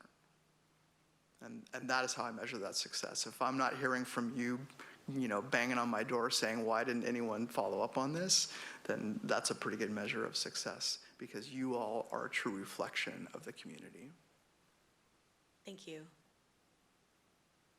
All right. What do you do when your views and those of your staff differ from those of the governing body as a whole? Sure. Thank you, Mayor. Great question. And I'm just going to start this off by saying my role, my approach is that we are your professional staff, and we are professional 100% of the time. And so my views, my staff's views, those are great. Everyone can have a view. However, you all are the policy setters. You all are the reflection of the community, and we are here to try to help you achieve the goals and the directives that you provide us. And so whether or not we agree is immaterial. We are coming to you every time with professional review and analysis and coming with a recommendation that is based on deliberative process, based on community input, based on critical analysis, quantitative, qualitative analysis. And when we come to you, it is a professional recommendation. It is not any of our opinion. And then you all get the opportunity to have an opinion. And whatever that opinion is, that's great. Then we now have direction and we move forward. So while we always have opinions, you can always ask for our opinion. However, when we come to you for final decision making, that is a professional recommendation. And I would make a clear distinction between those two. That our professional recommendation is just that. And we will continue to strive to always bring professional recommendations. And if at any point in time that you feel that it is not, then we definitely need to have a conversation. But that is always my starting point. The staff we have in the building are exceptional. We have a lot of great subject matter experts, and I rely on those subject matter experts to bring things forward in a professional manner and tell us their subject matter expert recommendation. And so that's what we then turn bring to all of you to say, we've done our due diligence. Here are the options. Here's the one that we think is the best option, not the thing that we think is the right option. Thank you. Thank you. Please provide 2 examples from your current position of controversial issues. One that ended in a good result and another in a bad result. And what you learned and how you would apply it to the city of Sammamish. Sure. Thank you, Council Member. That's a great question. So I think an example of a good result, I think a good process overall, is bringing council together to discuss and achieve council goals. As you all are aware, there's been quite a bit of change on council and quite a bit of directional change on council. And as part of that, we as staff have done a little bit of scrambling over that time period to continue to adjust. And as we were moving into a biennial budget, obviously the priorities were changed. However, without clear council direction, it's just on any given night, the priority could change at any given council meeting. And we have seen that over the last 3 or 4 years. On any given council meeting night, the direction and the priority could change. And so one of the things that I really wanted to do was to be able to say to both our staff, our community, and to have clear understanding is what matters. And so we pulled together a late summer process, which is everyone's favorite time to do those things, but I felt it critically important. And internally, we were already building the biennial budget, and we had to say, but this is important. And once we get through this process, we will have to make changes to our biennial budget to reflect those council goals. But I continue to feel that it is critically important to identify those clearly so that we have clear policy direction moving forward about where council wants to go and what matters to you all. And once we define what matters, then we can define what do we need to do to get there? What are the strategies we'll use to do that? And then how do we measure success? And so that was a key building block towards getting to clear direction for all of us. And I think that is a piece that has been very helpful for us collectively. And it also helps the community know where we are going. So that is a measure of success. I will say a measure of less than success, I would say would have been, to use an opposite example, would have been the council retreat back in March, where we were not on the same page collectively. And we were coming into that recognizing that things had changed and that we weren't clear on policy direction, and we were having a hard time achieving clear policy direction. And we were having a hard time being on the same page, and that reflects then down to the staff about not being clear about what the priorities are going to be. And I know we discussed as a council adding a couple of priorities, but that was a work plan discussion, and we didn't really get to broad goals. And it was fairly clear, and I think all those of you that were involved in that would agree that there was no way we were going to get to clear policy goals at that point in time. And so that is a tough position to be in. and tough to try to manage through that when we were in a leadership place of transition when we were in that meeting. Council had already chosen to take leadership in a new direction, and so that was a very interesting dynamic, which left a lot of room for consternation among staff about what is it going to look like moving forward, and are things going to change dramatically?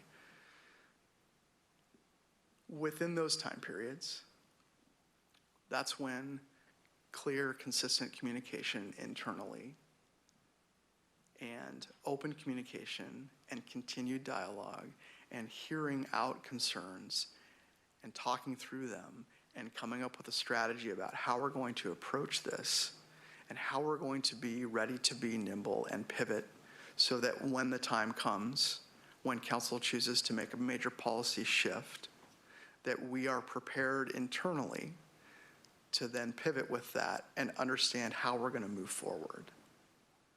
And so always within those times when things don't go well, and there will be plenty of times that things will not go well, that it is always about how do we then go back and reflect and come back and say, here's how we're going to move forward. Here's how we propose to move forward. Here's our professional recommendation about the approach to how we're going to do this moving forward.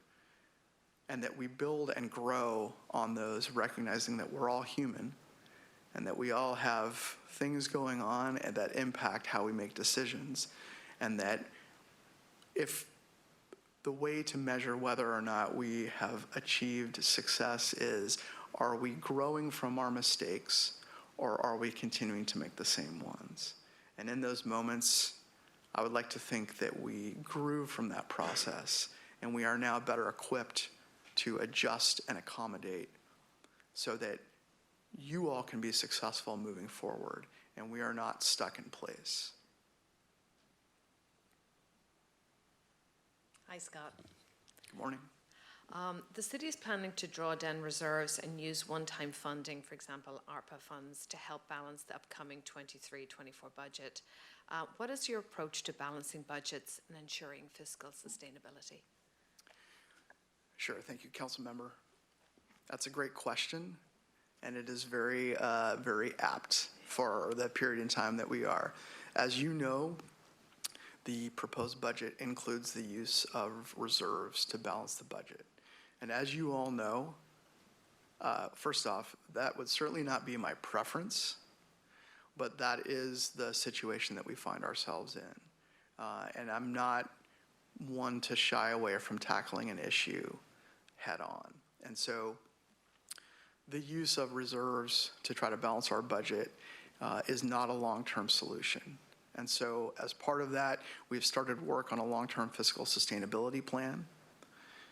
And we will be continuing that work regardless of who sits in the seat. That work will continue so that there is we identify what objectives we're going to try to achieve and then what strategies we're going to implement to achieve those, and then what are the things that council needs to take to be able to achieve that, so that we have a plan to get ourselves to the point where we are not using fund balance to balance the budget, because that is not a long-term sustainable plan. We need to have a budget that is based on we are meeting our projected revenue, and that if we don't meet our projected revenue throughout as we adjust, then we have to adjust our budget as we go. And unfortunately, we're not there yet. And so we do have reserves at the moment, and fortunately, we have enough that we are well over our strategic reserve, which is essentially our rainy day fund, and the rest of the money is then council's decision to use. And it is not a great policy to use one-time dollars on ongoing costs. And that is the piece that's not sustainable. One-time dollars should be reserved for one-time costs. However, we are in the double whammy of incredibly high inflation this year and a practice that has been going on for the previous 3 bienniums. And so It's not a 1 year thing, unfortunately. Otherwise, it would probably be a little bit easier to address, but this is more of a systemic program that we are in at the moment.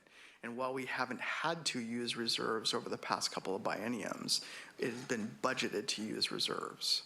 And that was by council direction. So here we are now, where we are now in need of actually using reserves to balance the budget. And it's not a long-term fiscal sustainable plan. So we need to collectively have a community conversation about what does that look like? And how do we achieve long-term financial sustainability? And how do we engage the community in a collective conversation about what is the solution to that problem so that everyone understands the problem, and then we can go forward and have an informed conversation about what the solution is. And that is another one of those critical pieces about communication that we'll need to address, and about community engagement. And so building our community muscle, engaging our community in a way that they want to come to the table and participate in these kinds of conversations, this is that critical piece that goes back to my first 90-day plan about open and transparent conversation and contract with the community, and about how we strategically lay out how to address those things is where we will find success. And I do have a plan for that, by the way. All right, so the last two questions are if you have any questions for us, and if there's anything we didn't ask that you would like to add. So we have about perfectly 10 minutes left for both those. Sure. So question for council, two questions actually. Where do you see the relationship with the community today, and where would you like to see it go? That's question one. I'm going to pull a Councilmember Howe here. And the second part of that question is, what role do you see the city manager position playing as part of where you want to see the conversation with the community?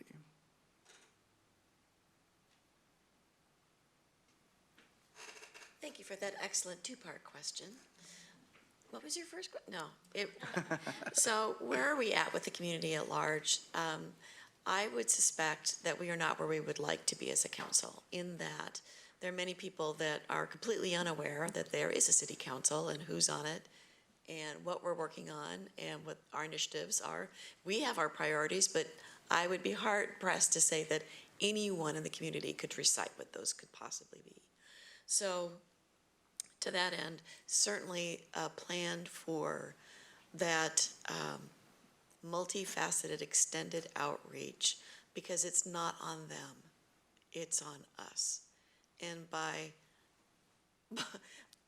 insinuation here, it's on the city manager to help us to get there so that we have the best path, or multiple paths rather, forward to do that outreach and collect responses and ingest it and get it acted upon in such a way that as many people as possible, including staff, including residents, of what we are working on, and if we do need to shift those priorities based on new inputs that we would be getting from the public.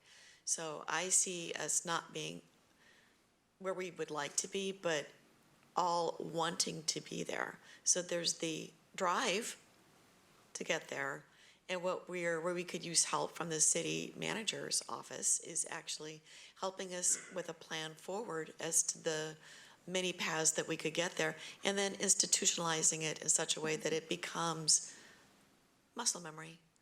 It is a behavior, it's a pattern. People can expect it, that continuity that you spoke of earlier. Thank you. All right, we got to do the speed round. So we need to meet people where they are. We need a lot more communication going out. I believe we need a dashboard so people know what our priorities are and our progress towards those. And we need to improve our channels for people to provide feedback. So we've had, quite a few conversations about this, and I think it's hugely important that we showcase not only the things that we are doing well, but the things that people, the residents need to know. And you kind of touched upon this. There's going to be some really hard conversations about our budget. And, we do need to, show that, like, not everything is like roses. We have to have some hard conversations, and those conversations via either, our website or our newsletter, like, those have to happen. And I do think that the information does need to be presented. Thank you. Yeah, I think it's something we can always improve on. I know you and I have talked about this a lot too. What does that communication look like? How is it accessed? Sometimes just having the information available is not enough, as we've found. So for you, of course, I think, we will lean on that city manager to build that up and kind of work together, hopefully on, I know, strategic plan. We talk about a lot, like having a communication strategic plan. So really being our liaison to the staff to build that. Thank you, Scott, for that question. I think after the last, say, almost 3 years, we've all been through an awful lot in so many ways. We could have a whole meeting on how we survived the pandemic. And in a lot of ways, I think we're starting from zero then as a result, because we're all kind of, and I'm sure we don't even fully understand, but we're all changed as a result of the pandemic and what's important to us now and how we want to interact. I think there's two things for me, and I think it's something that previous councils did really well, and it's worth reinstitutionalizing them again, is our hard copy newsletter. I'd like to see that go out again. I think we are all perpetually in front of a screen, and I think we have screen fatigue. So I think if we had something that we can hold in our hand and maybe sit down as we're watching another screen and read a piece of paper, because we seem to be able to do that these days. The other thing I'd love to see us go back to, and as I say, previous councils did this really as well, where they had that hour with the city council member who was available either at City Hall or at a more public meeting spot where the community members could come up and have a chat. And that may take time to institute and to get the word out to community that we're doing it, but I think over time, if we're really committed to it, I think there's nothing like sitting down face to face. Again, the old-fashioned way, as I say, I think we have screen fatigue of meeting people. This is how they know who is on city council, what we look like, what our names are, and that they can actually talk to us and maybe learn a little bit about how local government works. Great, thank you. Community residents right now are unaware or not involved. There's also a group of community residents that are watching. And then there is a group of community residents, a smaller group that's engaged. That's where we currently sit, I think. Where we need to go is that we need to move people from not involved to at least watching. We need to move those people who are watching to be engaged so that the members of the community that are engaged is the larger group. How are we going to do that?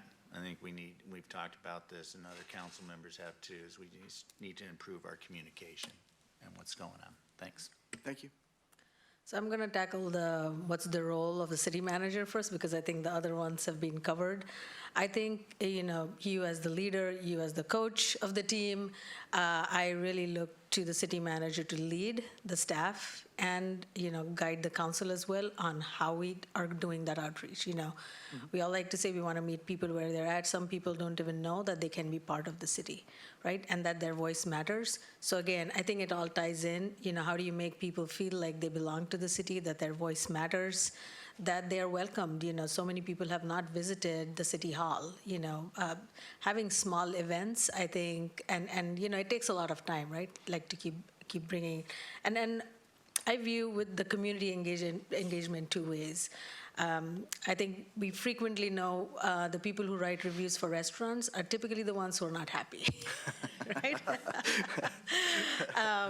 So I'd like to think people love living in this city, right? So people like living here, but yes, maybe at some levels, we would like to get more engagement. And again, for me, it starts with making people feel that they're welcome, that their voice matters. So thank you. Great. Thank you, and great analogy, by the way. That way to bring that back to last night's, well done. 2 minutes if you have anything else you would like to add or say. I just want, again, to say, to reiterate a little bit what I said last night, I really do want to thank you for the opportunity to serve in the position that I have been in. And I really am excited and would be incredibly grateful to have the opportunity to continue to build on that and continue to work with this wonderful community and with all of you to try to move all these components forward. There is a lot going on in your city, and there are a lot of incredible things that are on the horizon that I think are going to be really both engaging for me professionally, but also engaging to the community. And I think that's a really exciting component. And so I would very much like to engage in that process with you. And so I want to, again, thank you for the opportunity to work with you to date and to get us to this point. All right, thank you so much. All right, so now we have a break until 11. Thank you, Scott. Thank you.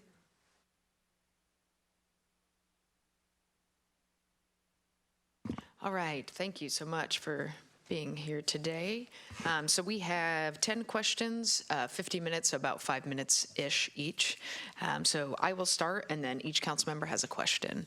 So please tell us about yourself and why you're interested in being the city manager of Sammamish. Well, first, thank you for having me. Good morning, everyone. Nice to see you again.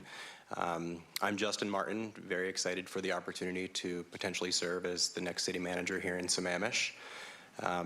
I'm originally from the East Coast, have been in local government, public service for a couple decades. I've had the opportunity to work for several different municipalities of varying sizes and demographics, as small as 50,000 all the way up to 220,000 residents in several different states. So I think I can bring a unique viewpoint based upon those experiences. I have a public service mindset and heart. My goal for public service is to give back to the community, to make the community a better place, both in the short term and the long term. The things that really stood out to me about this opportunity here in Sammamish are exactly that, opportunity. There is what I would consider to be an aligned city council. Maybe you're not always in agreement, but there seems to be an alliance. And that's becoming less and less prevalent in local government. I think that's a time of opportunity right now. There are also some newer members on the dais, and I think that I can help to bring structure and the ability to be forward-moving to this council so that the community and the staff can benefit from that. So that's one opportunity area that I see that drew me to this opportunity. Another opportunity area I see is the workplace culture. I know that there's been a lot of change here with key staff members over the last several years. We threw a pandemic in there to make it even more challenging. And there's been some change up on your dais as well as it relates to direction.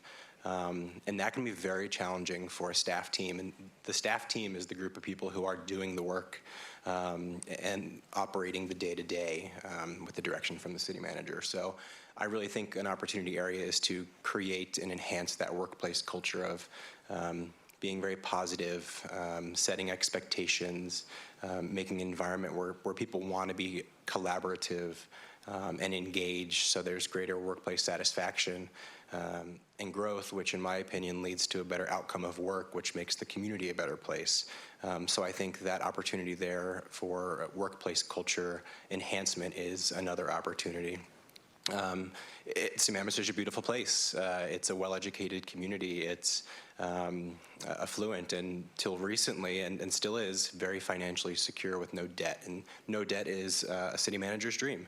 I understand moving forward, though, there are some challenges there that need to be very thoughtfully played out as it relates to streams of revenue and balancing budgets. But to start with no debt for a city manager is a wonderful thing that not a lot of cities can say that they have successfully been able to do. So that's another opportunity area. The fact that you have recently established sets of goals, That is a very important thing. As a city manager, or even just as a general city employee, it's very hard to move forward when you're not sure which direction you're supposed to go in. But the fact that you've been able to establish those goals and come to a consensus on that is certainly a starting point. There's next steps after that to create action implementation and know what those resources are and tie measurable objectives to that. But the fact that those are established is a really important thing, and not every city does that. And I think the best practice should be to establish those goals. So that's another area of opportunity. The fact that Sammamish is very natural, a very family-oriented community personally is very attractive to me and my family. I have children and a husband, and we would love to be more involved in those types of elements and have looked at strategic opportunities where we can lead communities that are of that nature. Thank you. Thanks. Hi, Justin. So what type of culture do you like to work in? How would you create or enhance that culture in the workplace? And to follow up on that, I've already written 4 things down that you have said from your opening remarks. So maybe you could be a little specific about kind of what are the steps that you maybe, or strategies you may have to enhance the culture? Great question. I like to say that I promote certain principles. And they all kind of sound similar, but they're all very important to me. Personal responsibility, accountability, adaptability, flexibility, positivity, and kindness. Those are all things that I promote, to everyone around me, including those in the organization. I think that those qualities are super important for people to feel like they're part of something and for them to want to return to work, whether it be in person or logging back on. Those are very important to me. From a value system perspective, honesty is very important, integrity. We don't do public service, or we don't, spend our days of public service only for ourselves. It's for others, and I try to promote that public service mindset, service over self, if anybody's in Rotary. That's my slogan for the year, service over self. So that's very important to me. Empathy is important. I want the employees to feel like they're heard, and that maybe the challenges or the missteps that they might have gone through or will go through can be seen as acceptable. I promote greatness in the organization, but I would be blind to expect perfection all of the time. There will be mistakes, and we'll own up to those mistakes, and we'll be honest about those. And hopefully they're few and far in between. But to create a culture that only promotes extreme perfectionism is just setting yourself up for failure. We're going to grow the staff. We're going to have community enrichment activities. I would love to implement a city manager's leadership award for the staff members, a peer-to-peer recognition for staff who've gone out of their way to help others in the course of their duties. I would love the staff to provide their input on how they think the organization can be better and how their workplace satisfaction can increase outside of just their paychecks and their benefits. My plan for staff would be starting the first week, and really the first day, I'd be meeting with the executive team to learn more about them and their projects and their successes and their challenges as it relates to projects and team members, and learn more about them personally. But during the course of my first 100 days, I call it, I want to meet with every single staff member, whether it's in person or virtually. I want to hear what their thoughts are about their government that they're working for, whether they live here or not, what value they feel they bring to the organization, what their goals are, and how they can be most impactful here in the organization. We're going to start to hear trends about things that maybe are not perfect. And those are things that I'm going to look to pinpoint to say, here are 5 target areas where I feel that some efficiency or some adaptation might benefit the employees overall, which again, I think will go back to a greater workplace satisfaction as it relates to workplace culture. Thank you. Hi, Justin. It's good to see you again. You too. So our city will begin working on a diversity, equity, inclusion, and belonging initiative next year. What does DEIB mean to you, And can you provide specific examples on how you have advanced DEIB in your city? Sure. Great question. One of the things that drew me to Sammamish was the fact that that was one of your established goals. There are a lot of cities who are, engaging in that conversation, who maybe are not taking active steps because they're not sure what those active steps are. But as a person whose family fits into many of those categories, that was an extra check in the box as it relates to a city that I would want to be a part of as a leader and as a community member. So that was one of those other opportunity areas for sure. Diversity, equity, inclusion, and belonging, they have different parts in the government, from the public-facing to the staff-facing. It's important to have a diverse workforce so we can bring diverse viewpoints as it relates to how to accomplish goals, how to use experiences from education and from real life to move the government forward. I'm proud to say that the workforce in the city that I currently serve, Human Resources, is one of the direct departments under me. We've implemented a lot of policy practices and taking more of a holistic approach to hiring. And we have hired more women in leadership roles than the city ever has. We have a minority police captain, which has never been a thing in the city that I currently serve in. And the council majority there is also a female council majority. There's a diverse viewpoint from those different experiences on our councils, on our council, but also on our commissions and our committees, all the way down to our youth committee. So we're starting that engagement early on. I also think making a strong relationship with the school district as it relates to children who are maybe learning more about diversity, equity, inclusion, and belonging. I think that is a smart relationship to make. We can engage them through youth in government, but also make that a priority as part of that program.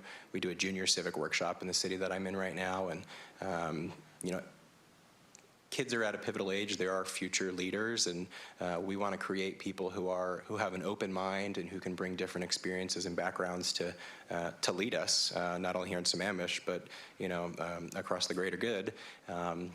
And for a city that has adopted this goal, I think that's very impactful. There's certainly a lot of work to do. From a staff perspective, there's a lot of training that needs to go in that. One of the things we did during the pandemic, when everyone was remote and when some of our services were slower, we implemented new trainings that we'd never done before. And diversity was a 3-part series that we used of an online training that every employee then had to take to expand their horizons as it related to the importance, the legalities, and the benefits. So if that was something, or if I'm chosen as this next city manager, that's something I'd bring to the organization. Thank you, Justin. Thank you. Hi, Justin. What is your 90-day plan, and what does success at 90 days look like? And I know you produced for us a 100-day plan. I think that's close enough. So. Thank you. There's a couple weekends in there maybe that we can take out. I wanted to be really thoughtful about how I went about this process. All of the candidates I know have done a ton of research. We've went down every rabbit hole that there is, and fortunately and unfortunately, there's a lot of information to be found about Sammamish over time. Much of it positive, some of it not so positive, but it was important that I did that. And I kept that in mind as I was creating my, what I call my 100-day plan. It's a 7-part plan. The first part, obviously, the plan is built on trust, establishing that trust right away. The first part involves you all. It involves meeting individually with each city council member so that I can learn about you, what your priorities are, what your background has been, what you would like to see for the city, where you see that there may be challenges or areas of opportunity, and how you prefer to communicate. Everyone communicates differently. Some people are better over the phone versus a Zoom versus in person versus informal for coffee. But I want to learn how you want to communicate, because I'm going to tailor myself to make sure that I'm able to meet those communication needs for you. Second, I'm going to meet with the employees, and I already mentioned that a little bit, but I'd like to meet with each employee. I'd like to tour the different facilities. I'd like to learn about the programs and services, and about the history of the city. The historical knowledge that comes from some of the folks who've been here for quite some time is very valuable, and I want to learn that. And I'm not naive to know that I can't learn from them, and I will utilize the staff to actually learn from them. I have a lot that they can learn from me, but certainly they have a lot to lend me when I first start. So that's my second part. Third, when I meet with you all, I'm going to ask you for 3 key leaders in the community that you think I should be meeting with. You know, whether that's someone from a nonprofit, or that's someone who serves on a commission or a committee or a board, or a professional company. I'm going to take that into account, and I'm going to add those to a list and get some meetings on the calendar to start to build those relationships. That's going to be very important. I think creating a relationship with the Chamber of Commerce and some other key city partners will be important. I think a way to help close that budget gap is to do further economic development here in the city for additional businesses to create additional revenue stream. So meeting with the Chamber of Commerce, learning what their goals are and what their leadership's goals are, and how we can work together to further promote businesses being successful in Sammamish is a goal. Another key partner I would meet with, obviously, are the union stewards. I know that that's a newer thing here in the last couple of years in Sammamish, but I think a strong relationship from the get-go as it relates to the union is very important. So I would engage in that as well.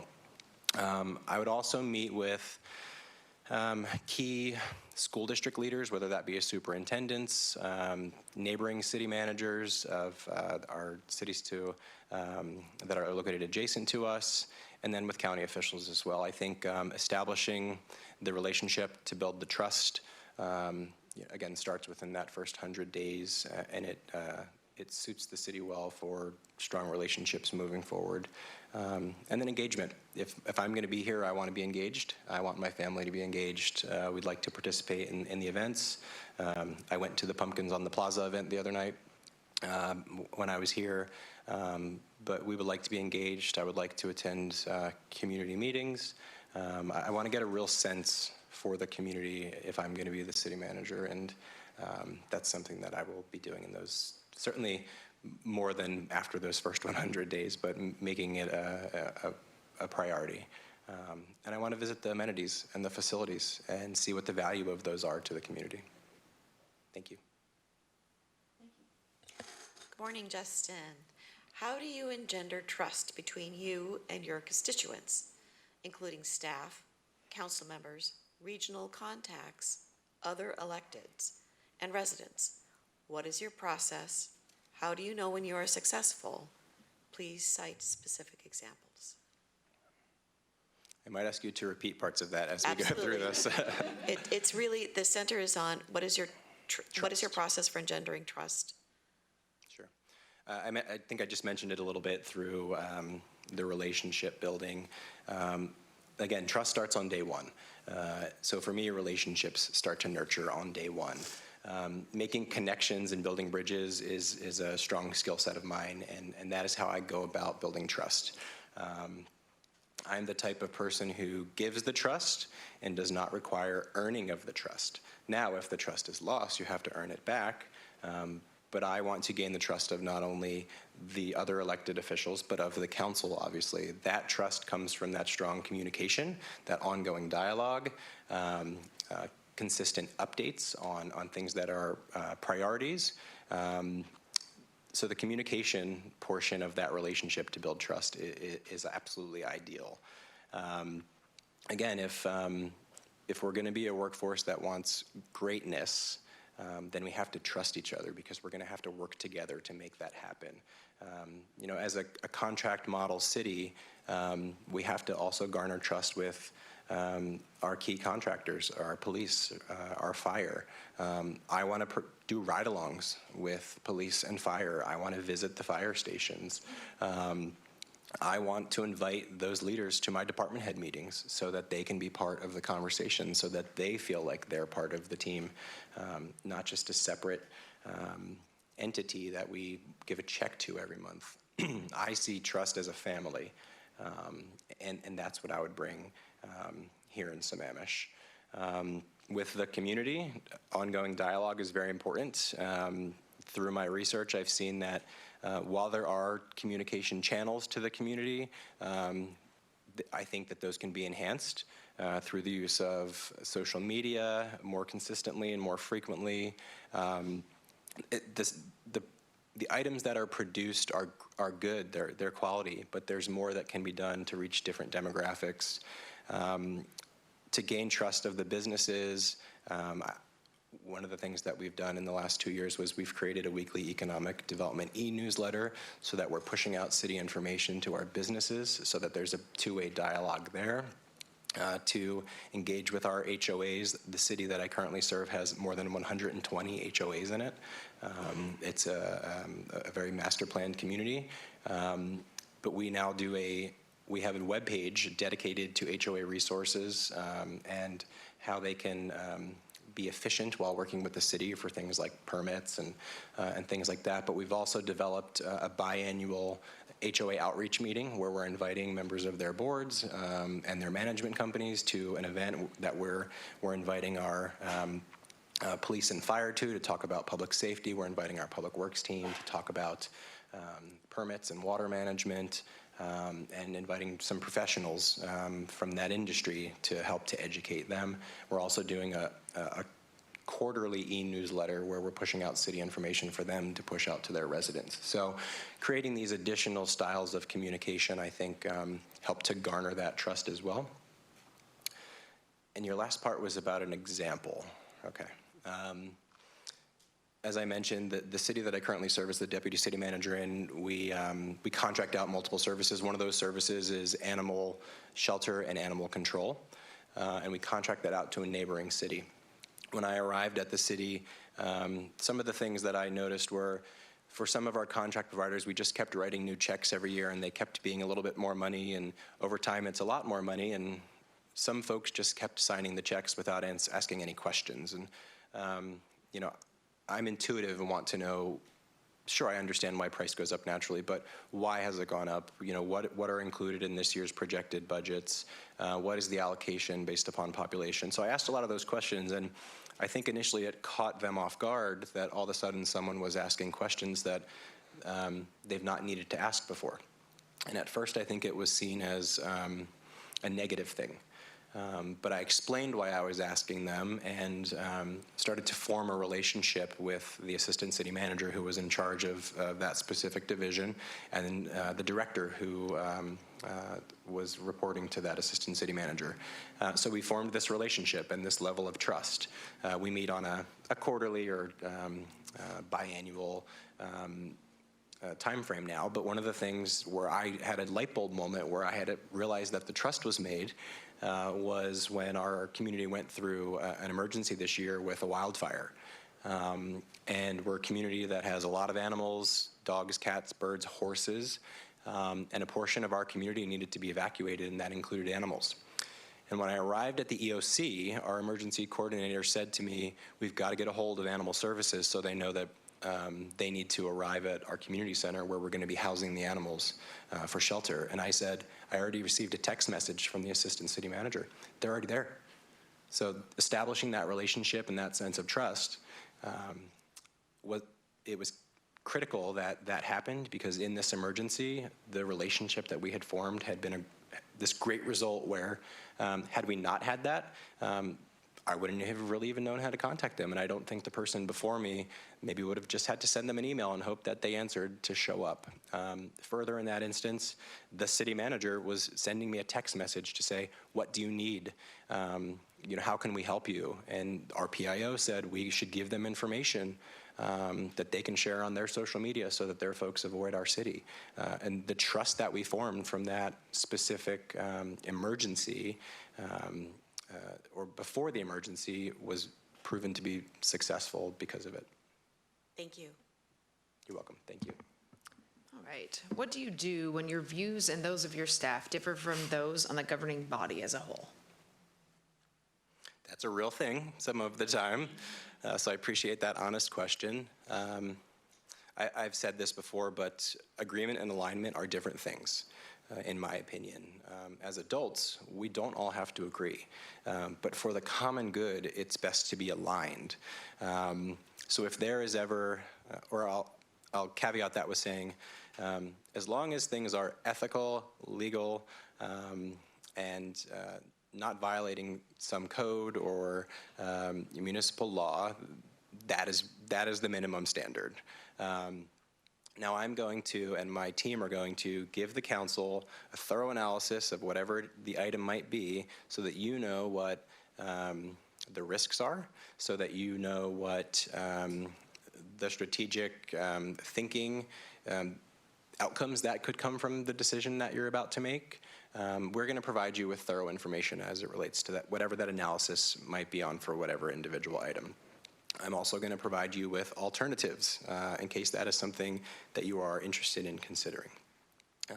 But if the council ultimately decides to adopt something or to move forward with an action that I don't personally agree with or that the staff don't personally agree with, that's okay.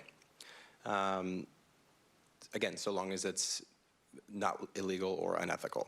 Those are no-brainers for me. And should be for any city manager. I've been through experiences where staff members say, I can't believe that happened at last night's council meeting, and I say, well, the staff recommendation was that, and this is the reason we came to that conclusion. A lot of it is based on facts. Here are the facts for this individual item. Here is how the facts impact the short term. Here is how the facts support the long term. It's very important to get people to think more globally sometimes when they don't agree with something, that they only see the short-sightedness of it. So I am a silver linings type of person. I've shared that with all of you. I'm always looking for the learning experience in any type of hardship. And I'm going to be responding back to those employees to say, well, what do you think is the silver lining here? What is there a positive here? There's a positive in most anything if you really look for it. So it's going to be getting them to expand, their breadth of thinking about the particular item to maybe see it from a different viewpoint, and to let them know that in local government, it's not our job as staff to always agree. But we're here to support the organization, to support the city council, and to be aligned to move forward is what's important. And there are going to be many things where you will be in agreement, and that alignment will be there much more easily. But as decision makers for this municipality, that is your decision, and we are respective of that. And sometimes that causes change in direction. But again, with being adaptable and flexible, promoting that type of culture makes those instances more easy to handle. Thank you. Thanks. Right. Please provide 2 examples from your current position of controversial issues. One that ended in a good result and the other in a bad result, and what you learned and how would you apply it to the city of Sammamish? Okay. As it relates to controversy, which there's none of here, I'm very aware of that. I was tasked with opening a homeless shelter in 2019. The city that I was working for was entrenched in a federal lawsuit that was requiring them to create shelter beds for individuals who were experiencing homelessness. This was a very diverse community, very varying levels of socioeconomic status and ethnic heritage. But there was a growing and increasing homeless problem, and the city found itself entrenched in a federal lawsuit. I was asked to lead this project, and I said yes, because what's a more valuable piece of public service than providing services to those who need it the most? So I said yes, and it turned into a 6-month, 100-hour-a-week, most stressful job that I've ever had to be part of, because what community wants a homeless shelter? What business district wants a homeless shelter? What school district wants a homeless shelter? they don't care that a federal judge is mandating that you do this. They just don't want it. So we kicked off a tremendous public information campaign, which included public safety, code enforcement, homeless service providers, the faith-based community, and the city, to hold a series of open houses to invite the public, to let them ask questions, to let them share their emotion, to let them learn facts. We realized a lot of the pushback was related to being scared of the unknown versus actually being engaged and knowing what was going to happen. What's the plan? You know, it's not just a walk in and walk out. We were providing a transportation requirement to go in and out of this shelter.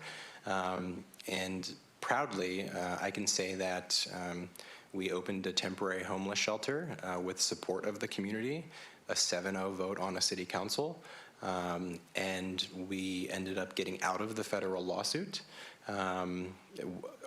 At the time, the council was very split, and this was one of their only 7-0 votes. And the success of it was because of the involvement with the community for something that was extremely controversial, but turned out to be a major win for the city. It led to a partnership with a neighboring city for cost sharing. It led to an award from the League of California Cities. But again, the most stressful piece of public service that I've ever been a portion of, but certainly the most rewarding, not only for myself, but for the entire city team, for the community as a whole. It cleaned up portions of the city that had been blighted for a long time. So it was a great win, a controversy that turned out to be a success for sure. And then a controversy that turned out to be unsuccessful, I'll say, a city that I had been the assistant city manager for, we were doing a comprehensive fee study. We were looking for additional streams of revenue. The council, as part of their work plan, wanted us to do a fee update study. So we spent a large amount of time doing that with a professional consultant and the city teams. And as we were moving towards budget adoption, we were recommending new fees in several areas, kind of in a staggered approach. And one of the fee areas that became contentious was related to youth and senior programs. And as we got to the budget meetings for fee adoption, there were some council members who were no longer in support of this, even though originally they were in support of some of these fees. So it became controversial because we had groups of seniors arriving to say, I'm on a fixed income and, I can't afford to pay $5 for things that have always been free, or our youth sports team is a full nonprofit and we can't raise our fees because we're predominantly lower socioeconomic class, and we know our participants can't afford higher fees. So the council, having heard all of that over 2 budget hearings, decided to pull back on those fees. They decided to use fund reserve instead of the revenue that would be made from those. The silver lining there was it opened our minds to making a fee recovery policy for those types of programs, to say, okay, well, for senior programs, we want to make sure that there is at least an 80%, the city can be responsible for 80%, but we want to make sure that 20% is the responsibility of the seniors. So that they did create a fee recovery policy so that there was more clear direction in the future, so that any type of fee actually could be something that was very transparent moving forward. Thank you. Hi, Justin. Hi. The city is planning to draw down reserves and use one-time funding, for example, ARPA funds, to help balance the upcoming 23-24 budget. What's your approach to balancing budgets and ensuring fiscal sustainability? So certainly, the goal is always to balance the budget without using fund reserves. I understand that that is a challenge that is currently being on the table here. Understandable coming out of a pandemic, very understandable for a lot of cities. In the dream scenario, I like to be adopting or presenting you all with a balanced budget to adopt that even includes a line item of funds to go into the reserves. That will be my ultimate goal, to say we're actually going to put money into reserves as part of the operating budget adoption. I think that the city can get there. I think being strategic about the use of one-time funds and restricted funds is important. The city should be using restricted funds where they can before they're looking at the general fund dollars, whether there's park fees or CDBG dollars or other funding or other grant funding. Those should be spent first. In times of economic hardship in other cities that I've worked for, we've spent a lot of time looking at where the money lies and shuffling it around a bit to make sure that we're using those very specific restricted fees first. I think that that's very important. Again, I think a way to help increase revenue here in Sammamish is through increased economic development. It's clear that people are leaving to go to restaurants in other cities. It's clear that for entertainment purposes, people are going to other places, and there are some empty storefronts. I think a strong relationship with the chamber, some enhanced communication tools, and a plan for economic development can help to close the gap in the budget over time. Not overnight, certainly, but I think that a sustainable, ongoing revenue stream, such as through economic development, can be something that can be very impactful here. As development starts to slowly move forward, I think there are conversations there through different types of development agreements that can bring in different types of fees for infrastructure projects, for park spaces, and those can be restricted fees that we can use in areas where we normally would be using general fund dollars. I'm also a strong proponent of seeking grant funding. It does take a lot of work, but it's important. There is money out there. And especially for things like infrastructure, there's a new bipartisan infrastructure bill that has funding that's coming. I think going after those dollars is very important. And again, I know the city is very giving of its grant funding out to the different service organizations. But maybe there is more restricted funding that we can be using for that instead of general fund dollars. So taking a holistic approach at where the money lies, how it's being spent, and how to increase the revenue that we currently have and bring in some new, unique revenue is, in my mind, a clear way to help close that budget gap in the coming years. All right, so the last two are, if you have any questions for us, and if there's anything we didn't ask that you would like to add. So you have about 13 and a half minutes for the final two. Okay, yeah. I'm going to use that half minute too. Yes, absolutely, yeah.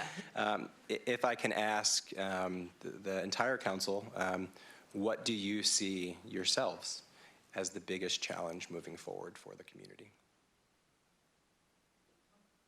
To go first, okay. I think a few challenges. I mean, I think ours is a very vibrant community, but the few challenges that we've had is, some of it is just communication. How do we communicate more to our residents and get them more involved? Make them feel like their voice is important and that it can be heard here at the city. So I'll just go with this one and let Great. others address others. Yeah, I'd say one of the biggest challenges that we have is how do we maintain our current character of the city, the beauty of it, while at the same time being financially sustainable for the long haul. Thank you. I would have to say I would agree with Councilmember Treen. I think we have a certain level of service that we've established since the founding of our city that our residents have come to enjoy and which we want to maintain, but how can we maintain those level of service and still balance our budget? So it's becoming probably over time more creative about what other revenue streams are out there for us that we can access that maybe we've done before or we've never done before. Maybe it's time to start looking at that if we want to maintain the level of service that that our community have come to enjoy. So I think that's probably one of the big ones out there. Great. Yeah, I guess common theme, revenue. Revenue, economic development. Yeah, we need increases. We need more revenue. Well, I'm going to give you one of those politician answers. I'll give you like three all wrapped up in one. I think the trust and transparency and communication is a huge challenge that we need to really get on top of. And then figuring out how we can make progress on things like climate change, diversity, equity, inclusion, really meeting all of those goals that we've set out. And figuring out how we're going to pay for that. So those are all challenges that I think are wrapped together that we need to tackle. It's great to have other people pay for it too, so. Well, and to that, because I agree with everything that everybody here has said, and I would say that the other thing that I would comment on is bolstering partnerships that are accretive. And so you can't put your hope and faith into a partnership that can't deliver. So being able to enable and support those partnerships in such a way that they are able to deliver on what we actually need for the city, which goes back to the sustainable budget, the communication and engagement. Great. That's all really good input. I appreciate that. Another question I have is related to, it's more of a style thing. I've worked in communities where the council and the mayor want the city manager to be the forward-facing face to the community who's doing a lot of the communication. But I've also worked for an organization where they wanted the city manager to take a little bit of a step back from the council and let the council be the face. Obviously the mayor is the spokesperson for the city, but how do you each see that as being the next city manager's role? We're looking for a partnership between the city manager and the council, and I think that there's agreement on that. So we are looking for your best advice and guidance to help us show our best face to the public, but yours as well. Yeah, I think the city or any jurisdiction needs to be a reliable source of facts.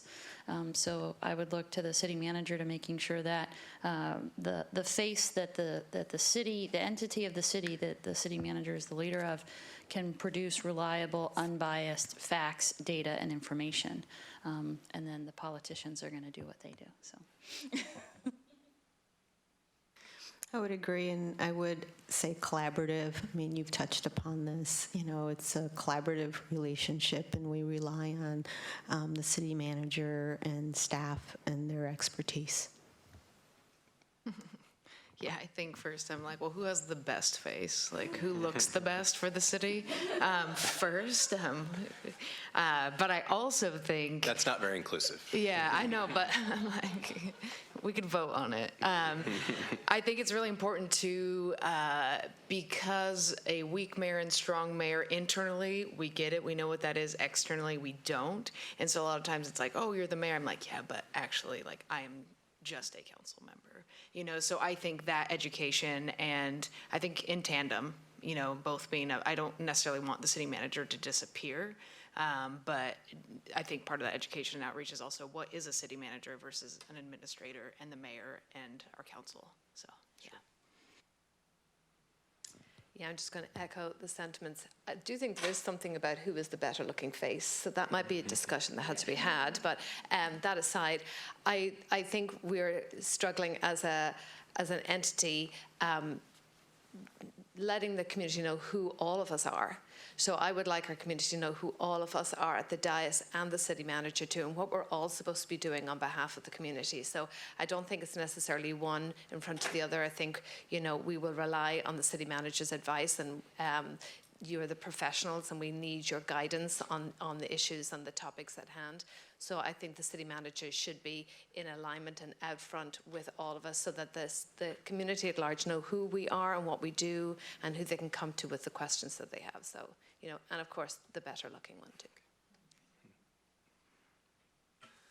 It's a good question. I actually hadn't thought about it. And now that I'm thinking about it, looking at other cities or being a part of other cities where really the mayor is kind of the front-facing person.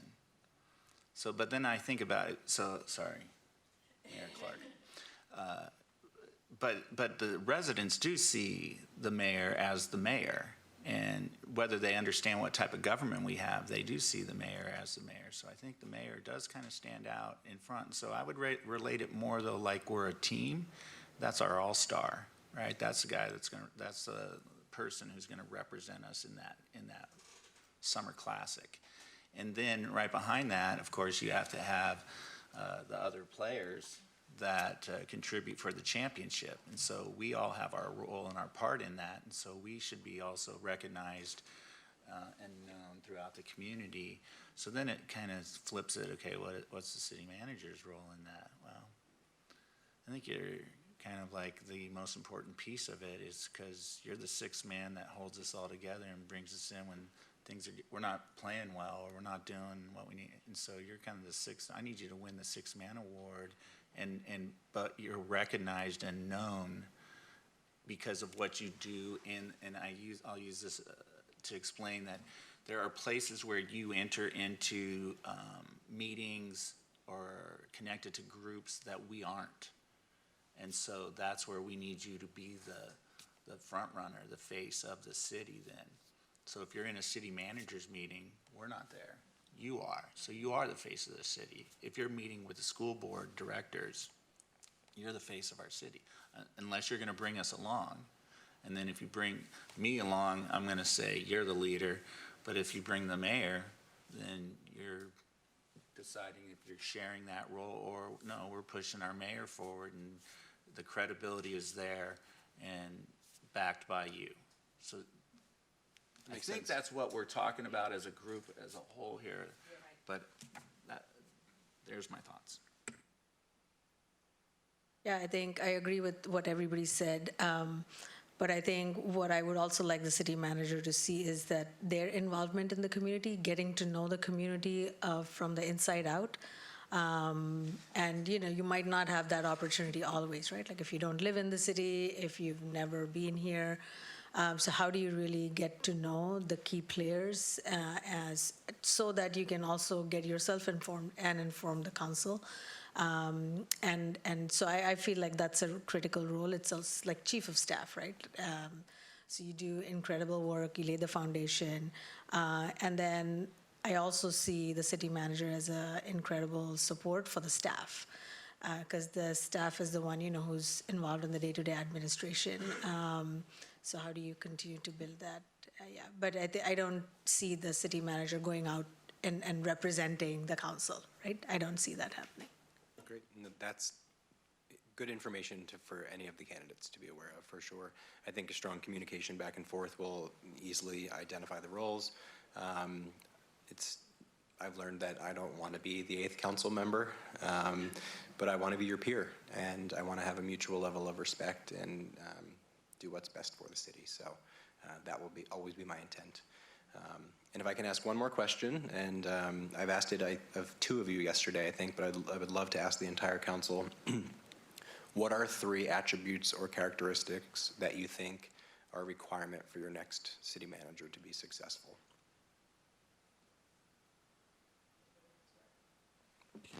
I think I get to look at my notes from yesterday because I think I said trust, transparency, and just hard work because that comes with the job. But trust and transparency are very critical for the city manager role. Part of the reason I asked this, I think it's good for the public to hear and for the staff to hear, so that it's on the record that these are the things we want this person to embody. Well, professionalism, for sure, and integrity, and then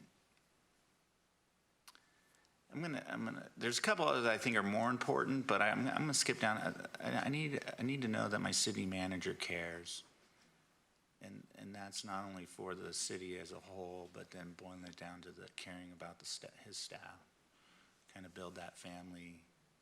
Some of the things you were talking about earlier. Great, thank you. Great question, by the way.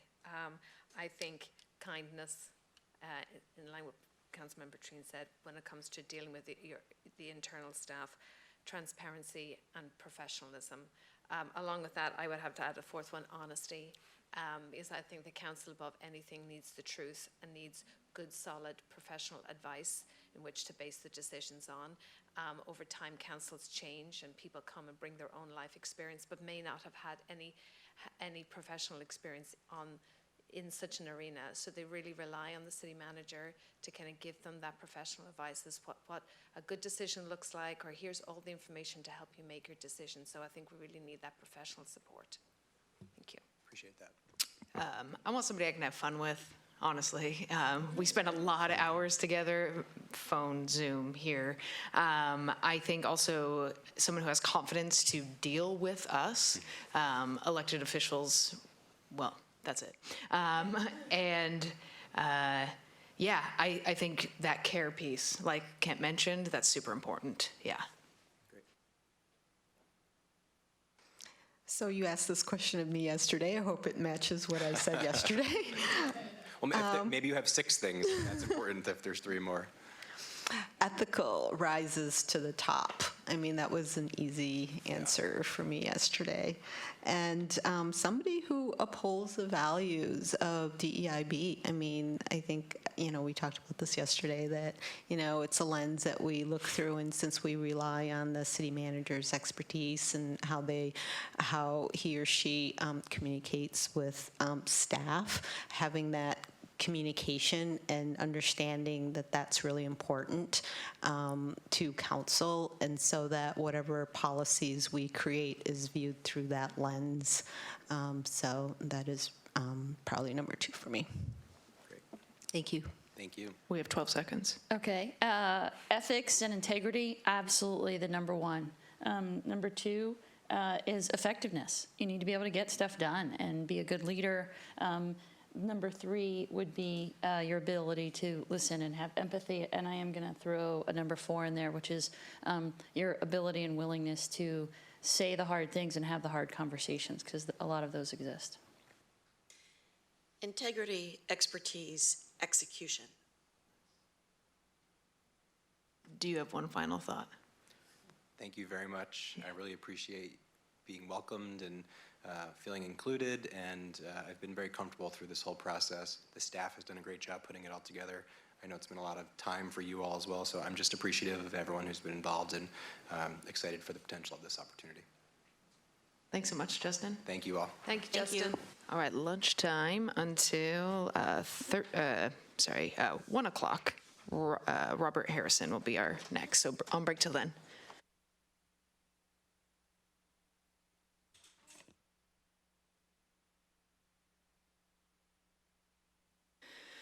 All right, good afternoon. Thank you again for coming to day 2. So we do have 10 questions, around 5 minutes each. There's a timer over there, but we'll let you know too. So we're each going to ask one, and opening question is, please tell us about yourself and why you're interested in being the city manager for Sammamish.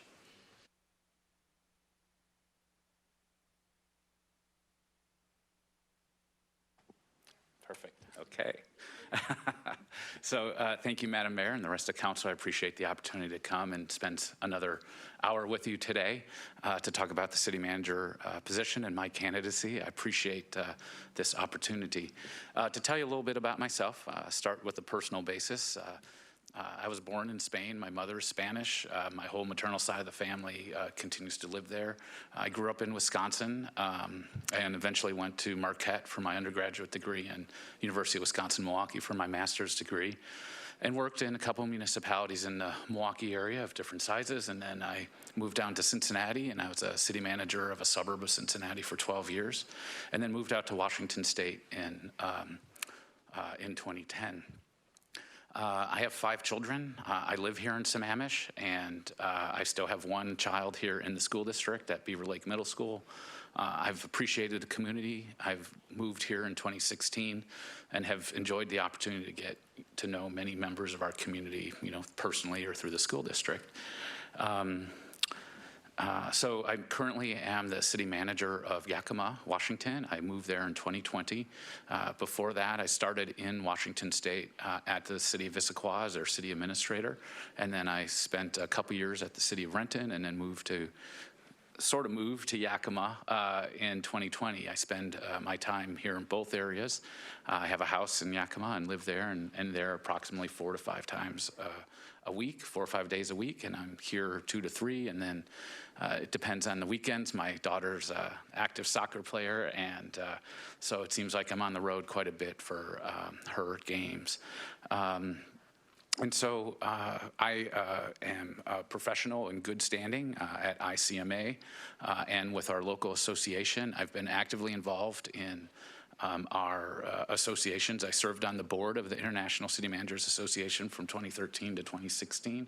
I've served on the local government Hispanic network boards in 2013. I joined them. I'm currently the president-elect of that association, and look forward to those opportunities. We're in the process of creating a chapter of the local government Hispanic network to help build and develop talent of our Hispanic members in this state, because it's going to be critically important as they continue to develop into leadership roles. And so that's a little bit about me. I appreciate the opportunity. I can tell you I wasn't looking for a position. I'm very happy in Yakima. I think we're doing some great things. The first 2 years here have been about planting seeds and getting a lot of potential development, organizational work done, and certainly would appreciate the opportunity to develop that garden and see the fruit and the vegetables that are going to develop from that. And there were opportunities in the past to look at Sammamish as some of those openings came up.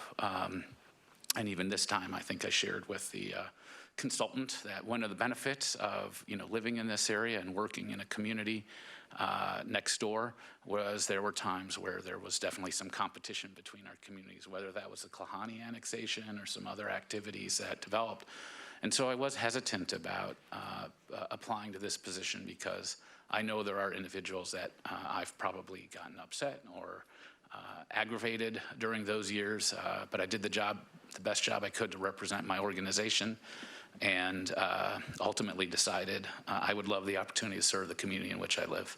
This is a great community, and I think I could do a wonderful job for you as a city manager here. Thank you. So what type of culture do you like to work in, and how would you create or enhance that culture in the workplace here in Sammamish? So first and foremost, I think we need a culture of mutual respect for people, whether it's our residents, our employees, our elected officials.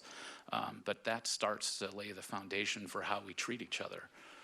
And so if we always act in our relationships and our communications in a respectful manner with an opportunity and desire to listen and seek to understand, I think what flows from that is some very positive outcomes.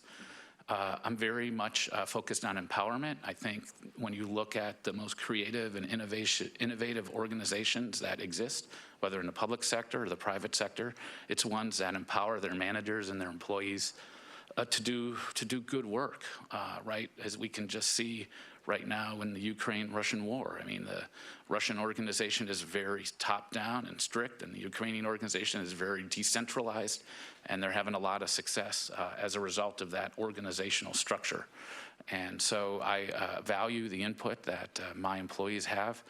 I seek to know all of our employees in the organization.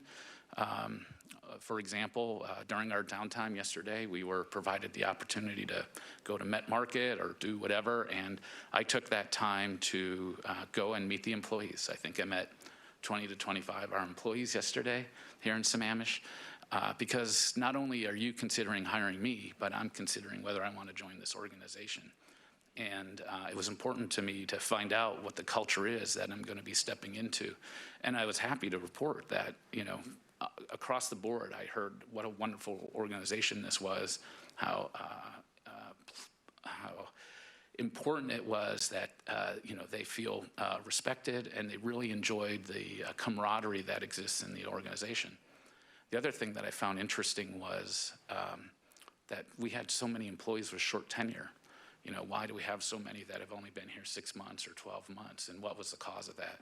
And so that's part of that process is understanding what some of those challenges are, and working with the leadership team to meet the to take the changes in process and relationships so that we meet the core values of the organization.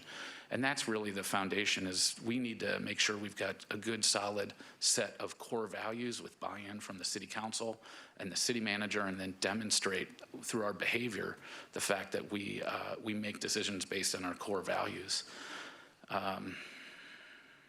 So I think, the last thing, and I operate really on a situation of kind of management by walking around. I think one of the things in the organizations that I left that makes me so proud is I've gotten emails or cards from employees that said, thank you for knowing who I am. Thank you for taking those opportunities to let me know when I did my job well. And I had one employee when I left the city of Renton who said, for 17 years, I've worked here, and city manager didn't know my name.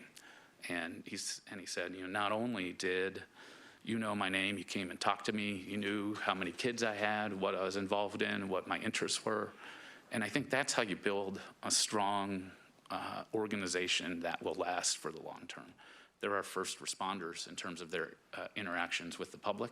And so if you don't know them and encourage them and repeat the core values, how do you expect them to perform? So that's my style. That's who I am. Thank you. Hi, Bob. Good to see you again. Nice to see you as well. Our city will begin working on a diversity, equity, inclusion, and belonging initiative next year. What does DEIB mean to you, and can you provide examples on how you have advanced DEIB in your city? Sure. So it is a critical, of critical importance, especially when you look at the diversity that exists here in Sammamish. I think the biggest experience that I've had was working at the city of Renton. There's over 119 languages spoke in the city of Renton, and we have to make sure we provide outreach to all those various communities that exist within the city. One of the things that I would suggest very quickly, actually, if I was hired, was to form an inclusion committee. The way you start to build inclusion at the city is work through your trusted messengers, to work with the various parts of our community and build those relationships. And then the second thing is to show them a commitment to what that looks like.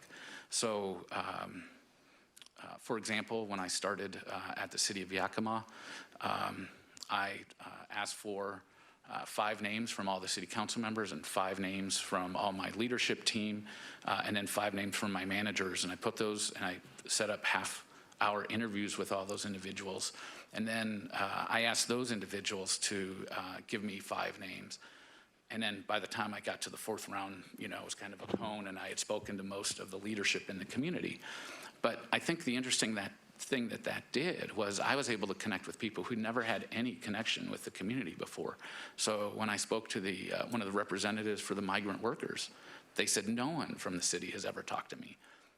And the commitment that I gave to them was my cell phone number, and the commitment that you can call me anytime, 7 days a week. If there's an issue that comes up and you need to reach out to me, I'll be available for you. I think that's how you start to build trust and support within those equity initiatives. And so I think one of the things that paid off for us with the fact that we committed the time and the resources to build those relationships at the city of Renton is we hadn't had a police-involved shooting for over 100 years. And we had one of those organizations that were represented on that board was the Renton African American Pastoral Association. And then we had our first shooting. And it involved a couple of Caucasian officers and an African American in a bar who that individual was threatening some patrons with a large knife. We responded quickly. The only action that the officer could take was to shoot that individual to bring a halt to the safety concern.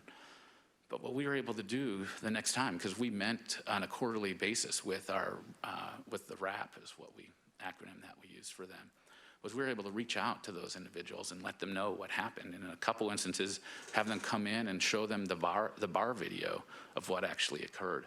And so they then were able to go and talk to their network about what actually occurred. And we're able to get our message out and our story about what the facts are. Because if you're just relying on, what's going to be on Como or other stories, they're not going to come up with the same story as what actually occurred. So the fact that we had invested the time in that relationship at the front end is what produced the successful result from my perspective at the end. And then lastly, I think that it looks like in the budget, the council's resourced a full-time position. I believe that you spend money on what's important to the organization, and that is, but I think many of you may know Benita Horn. She did a lot of our training and outreach around diversity and equity, and a big part of that was educating our workforce. And that's a person and she was part-time, 20 hours a week. She didn't want to go back to full-time work. But that's an individual that I would reach out to and say, would you be willing to come in and train our workforce, work with, some of the elected officials, because everyone needs to learn and everyone needs to buy in on what these things are. And then lastly, to show that it's important both to the council, to the community, and to the employees, is that I would keep that initiative in the city manager's office rather than delegating it down to like HR or something, and probably have the assistant city manager take the leadership role in helping to support and make sure that there's accountability in making sure we get the process done. From your DIB perspective, I guess those would be the approaches that I would take in some of my experiences there. Thank you. Hey, thank you. Can you tell me what your 90-day plan would be, and what does success look like at the end of those 90 days? Yeah, so actually, if we started the clock at my first day of employment, I think that's too late. I think, frankly, I would start, because I am currently employed and I have a commitment to my organization that I'm currently employed at, is legislative session starts in January. So I would review with the current staff what the federal and state legislative priorities are to make sure that when the legislative session begins, even before, we ought to be having a legislative breakfast with our elected leaders and start to communicate what's important to the council and what our policy goals are. The second thing I would do is request the staff and the council for funding for a grant writer. The Infrastructure Act provided billions of dollars for infrastructure in the community. That was one of the first things I did when I arrived in Yakima. I mean, if you just looked at the money that he has brought in relative to the salary investment that we've made, he's paid a salary for like 15 years already, right? So, and many of the goals that you have are available with federal funding. We just went out to DC, we rebuilt some of the relationships with the organizations, me and a couple council members, and with our elected officials. We're talking about like Senator Cantwell was able to add $1 billion into the federal budget for culverts. I mean, we should be at the table making sure that we're, getting our fair share of those funds that are available.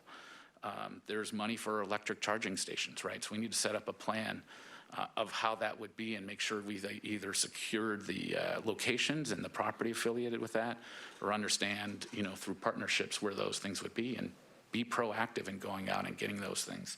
I know we've got financial challenges, but if we can end up paying 25 cents or 50 cents on the dollar for capital projects, we're way ahead of the game.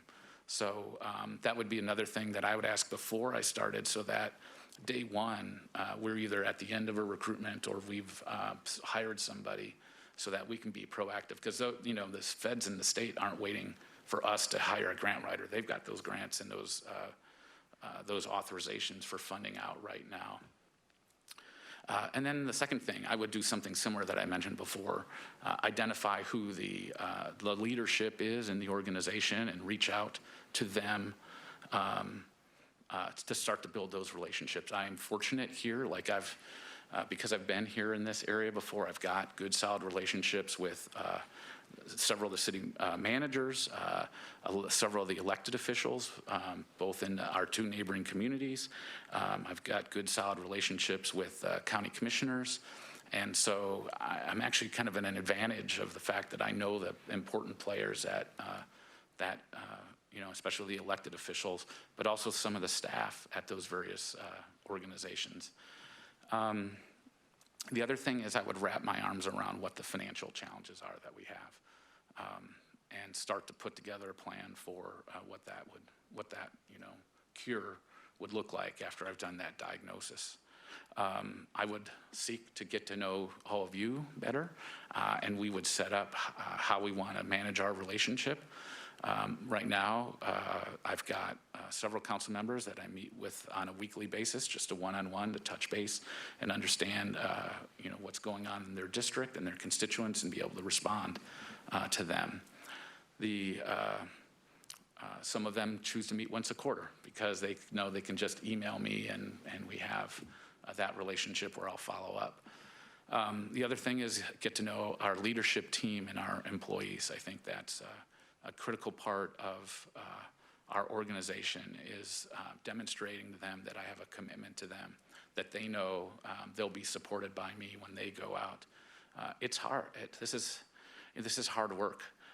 And so the main thing that you're paying me for is leadership. And so I think I've got to demonstrate to them that I can bring leadership to the table in those first 90 days.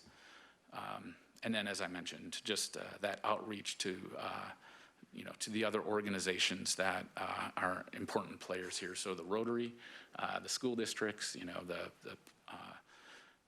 the school district superintendent that I knew well, Ron, over at the Issaquah School District, retired, so we have a new superintendent that I would reach out to connect with.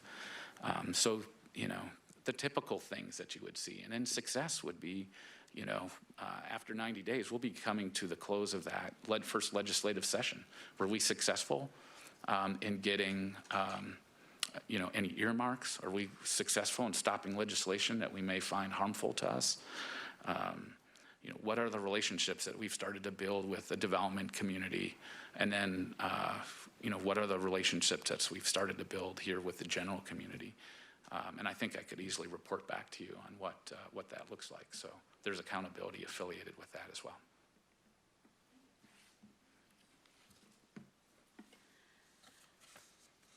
Good to see you again. It's wonderful to see you, Council Member.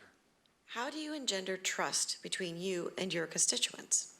This would include staff, council members, regional contacts, other electeds, and residents. What is your process? How do you know when you're successful? Please cite specific examples. Sure. So I think first and foremost, I'm not just the city manager, I'm the Sammamish city manager. And so that comes with all the organizational history that this position has had.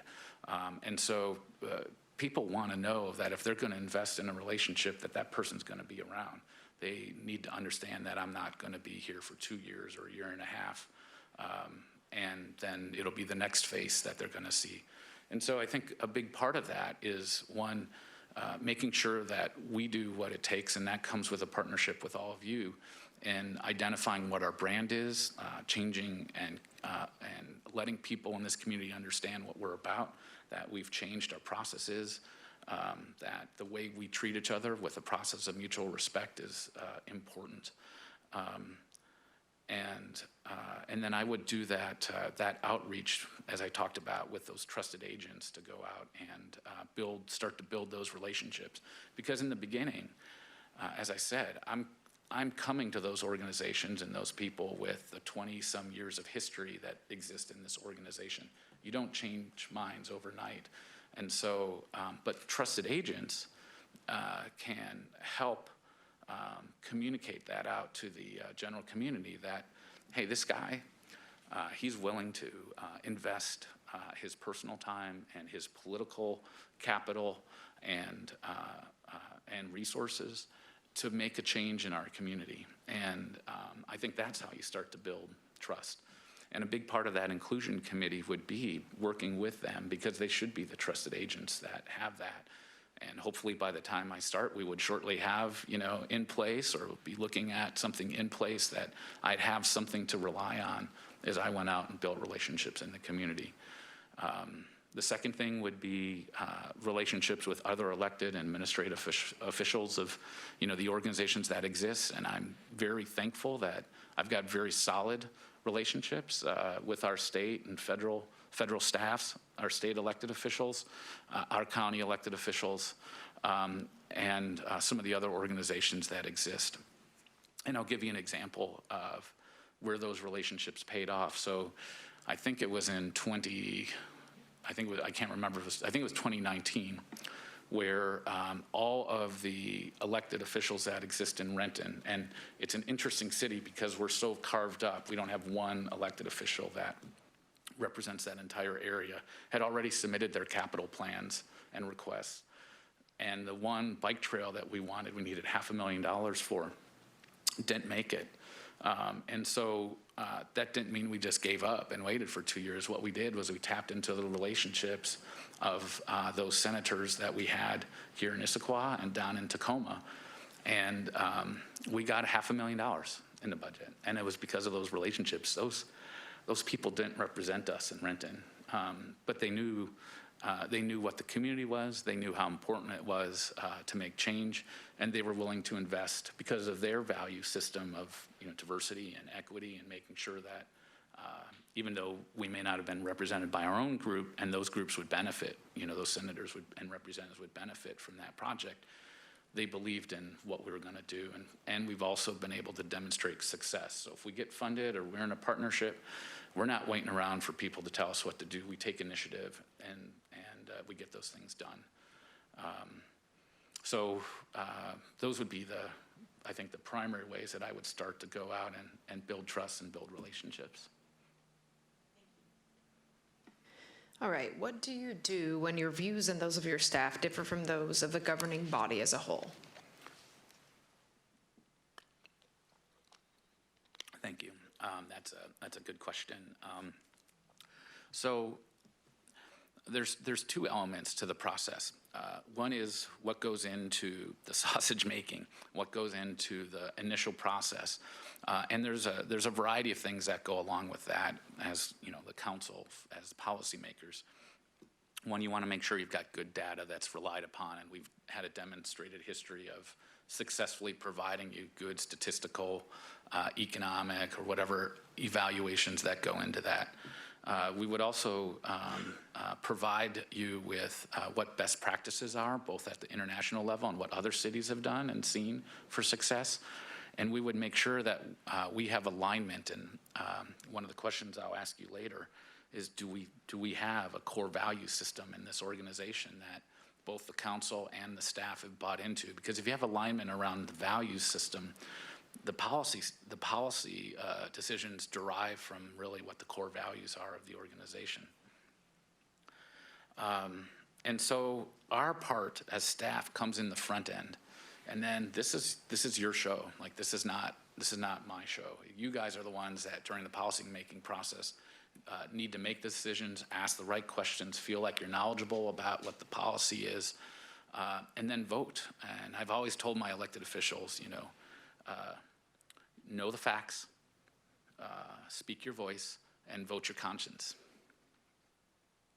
And I think if you do that, at the end we're going to get good policy outcomes.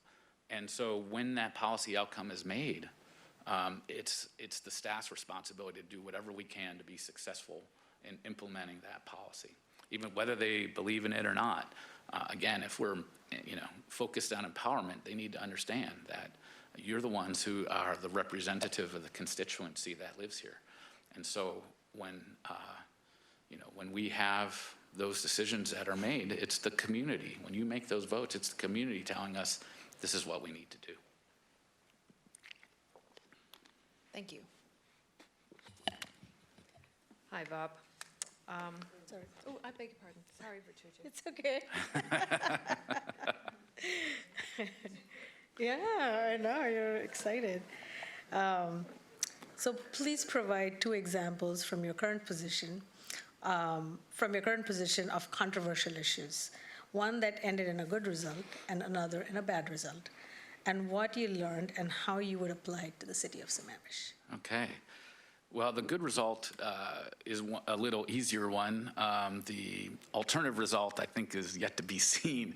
But the first one is back in 2010 and 2011, when I first started at the City of Issaquah. We didn't have an economic development department, and we did no business outreach and business retention or business expansion. And so one of the first things that I did was create that department. We staffed it and resourced it with 3 people.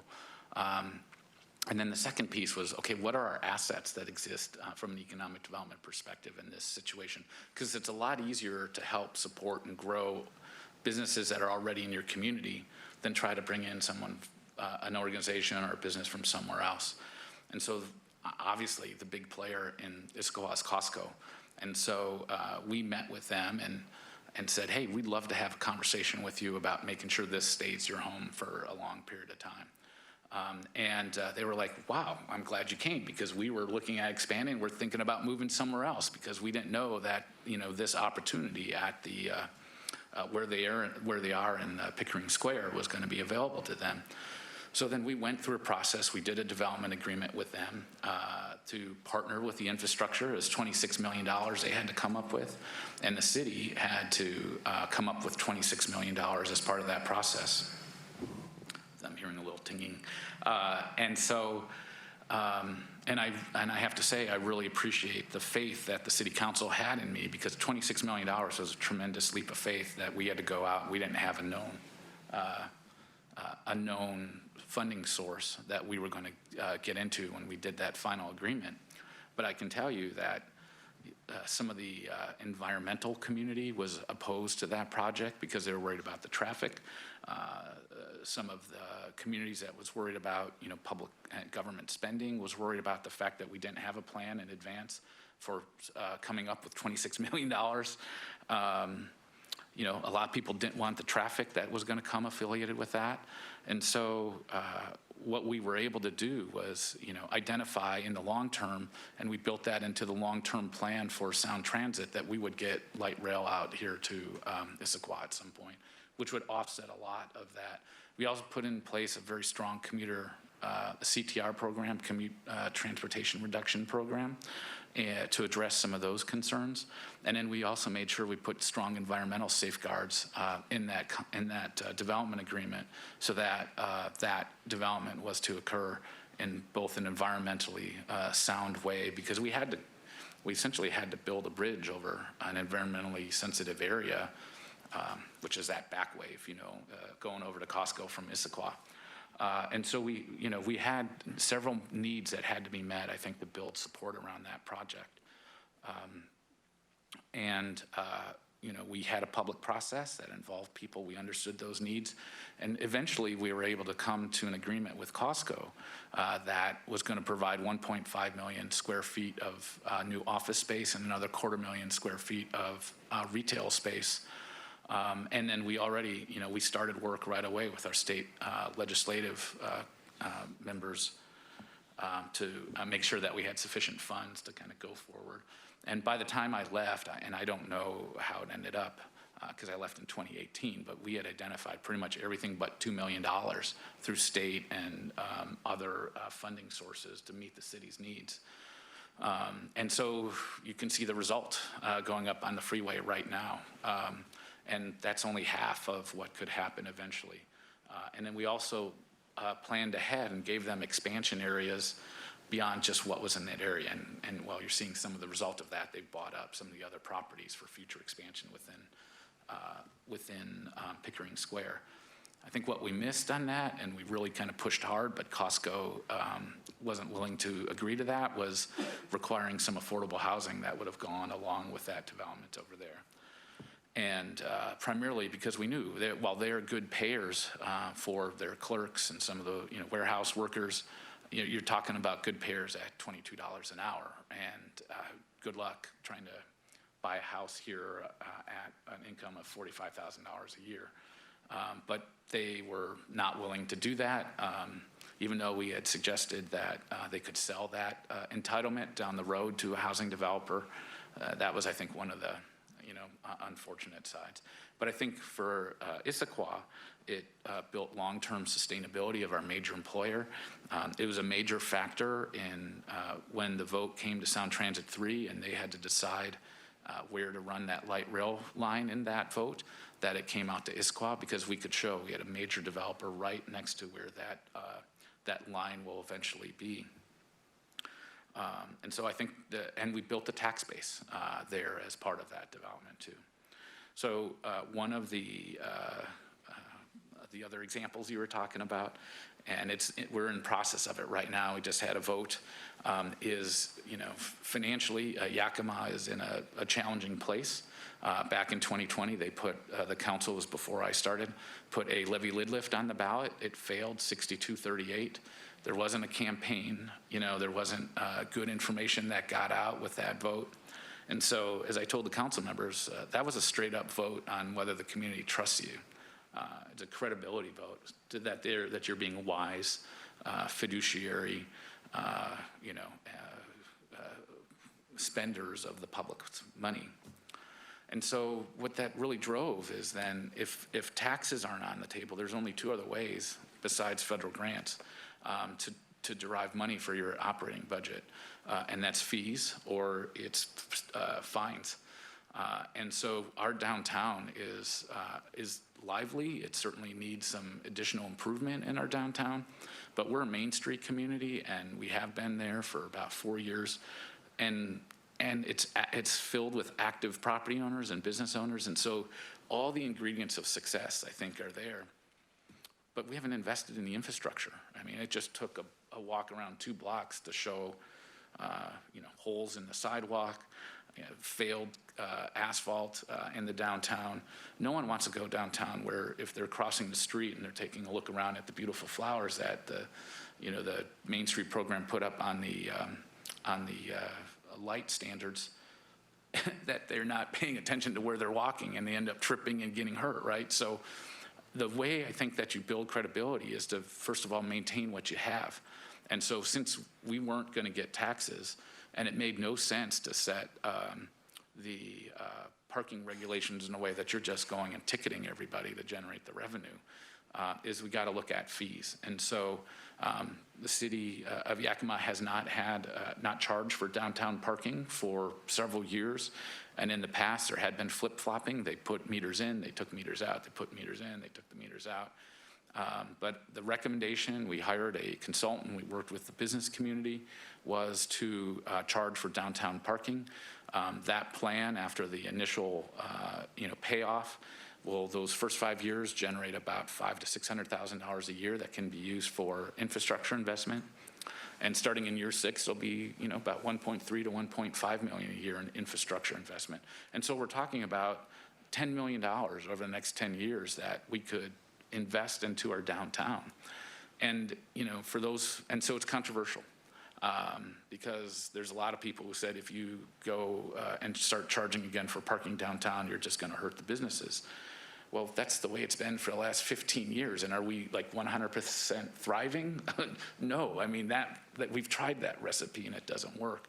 What's really critical is building the Main Street brand and the Main Street community and having the infrastructure in place to support that. And as I told council, no one wants to pay for parking downtown. But the voters gave us a very clear direction on that vote. They don't want to pay taxes for that.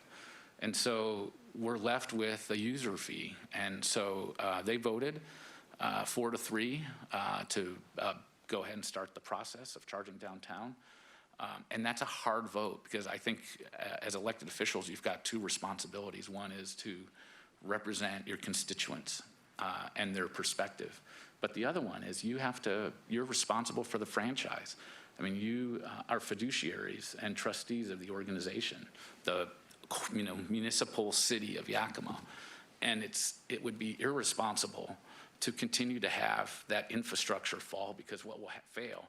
Because what will happen is we'll pay, but we're going to be paying in settlement of lawsuits versus investing that into the infrastructure. That's how much time I got left. Okay. Yeah, sorry, that's kind of intimidating. Yeah, sorry. I don't know how many questions I have left, but hopefully I'm getting close. Okay. Yes. Okay, I guess I go now, right? Hi, Bob. Hi. You've kind of touched on some of this already, but feel free to go back over it again. The city is planning to draw down some reserves and use one-time funding, for example, ARPA funds, to help balance an upcoming 23-24 budget. What's your approach to balancing budgets and ensuring fiscal sustainability? Sure. So I would say, first, don't panic. Understand what the problem is. If it's operating problem, that's different than a capital problem. Second, any finance director or city manager worth their salt balances the budget, funding 100% of whatever your anticipated costs are for that year. But as you have probably seen, there's always turn back at the end of the year, whether that's through vacant positions that occur and they weren't able to fill those, or other savings that may occur over that time. And so part of that understanding is, are you balancing your budget through some of those extra funds to make sure you're hitting 100% when you are actually spending about 90% of your operating budget every year? That's one thing. If you've got a fundamental structural problem, that takes a wholly different approach. And first and foremost, I would start with fees, because users should pay for the cost of the service. So there's certain things like, and planning department is a real easy one. Comprehensive plan, long-range planning, those are all things that the taxpayer should pay for because they're for the benefit of the community.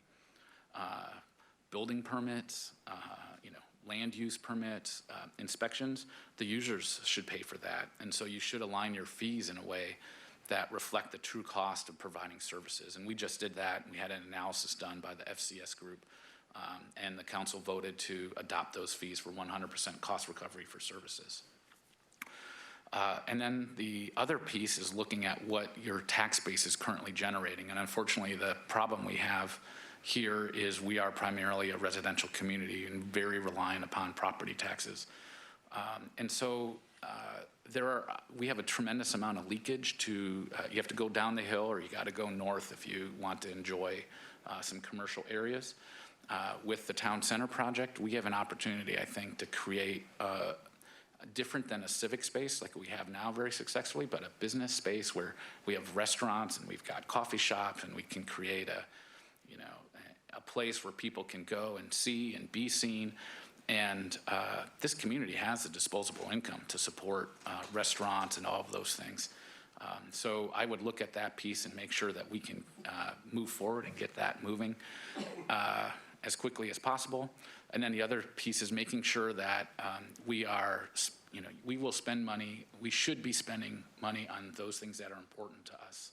And so we have to look at opportunities for efficiency. That includes investments in technology and includes training and development of our staff. It includes those items where we may have had a position that was very important 10 or 12 years ago, and today may not be as important, but just through, organizational bureaucracy, those positions still exist, even though they're not maybe in alignment with our goals or objectives. So it's really taking the time to understand what's important. So those would be the primary answers that I would give you and undertake. And of course, the grants, right? I mean, on the capital side, we should be at the table gorging ourselves if we can in federal and state money. And so if we're not, that's just a lost opportunity. Mm-hmm. All right, so the last section is you have any questions for us, and if there's anything else that we didn't ask that you would like to add, so in your time remaining. All right, yeah. I'll be quick. I have three that I prepared. So we have a lot, this community has a lot of hard decisions that we are going to have to make. Some of which will be really politically challenging for you as our elected officials. Are you prepared to make the hard decisions and publicly support those decisions? Because it's not just me who has to go out there. We can be successful by you communicating to the community why it's a partnership, why these things are important. And so, like I mentioned, the downtown plan. Now that the decision's been made, even the 3 people who didn't vote for it, they need to go out there and talk to their constituents and say why this is important, because it is, at the end of the day, majority rule. So are you Are you willing to make the hard decisions and talk to our constituents about why? Quick answer, yes. And what I would be looking to the city manager and staff is to help supply me with some of the key facts and talking points to help support and maintain the point of view. Absolutely. Mhm. Yes, what she said. Yes. All right. Yes. Absolutely, yeah. I concur with my fellow council members. Ditto. Great. We're already there. You know, the old city manager joke is it's important to count to 4. And I tell people I never want to count to 4. I want to count to 7, because the best policy that you can get is getting everybody to buy into the process. Do you believe there's alignment with our elected officials, the council and the staff and the employees around a set of core values for our organization? Because we should be talking about core values all the time. Let's start at this end. I would say yes, and it's an ongoing conversation. I think, as you probably might know, some of us are very new to the council. We've been in the community for a long time. But again, we also want to make sure we're evolving with the time, not for the core basic values, but what the vision of the community is. So it's an ongoing conversation, but our basic values, I think, ensuring that we protect our environment, that we continue to, work towards addressing climate change, and make sure that residents feel welcome here. I think those values are very common and I think very clear between the council and the city. Yeah, there's work to be done still.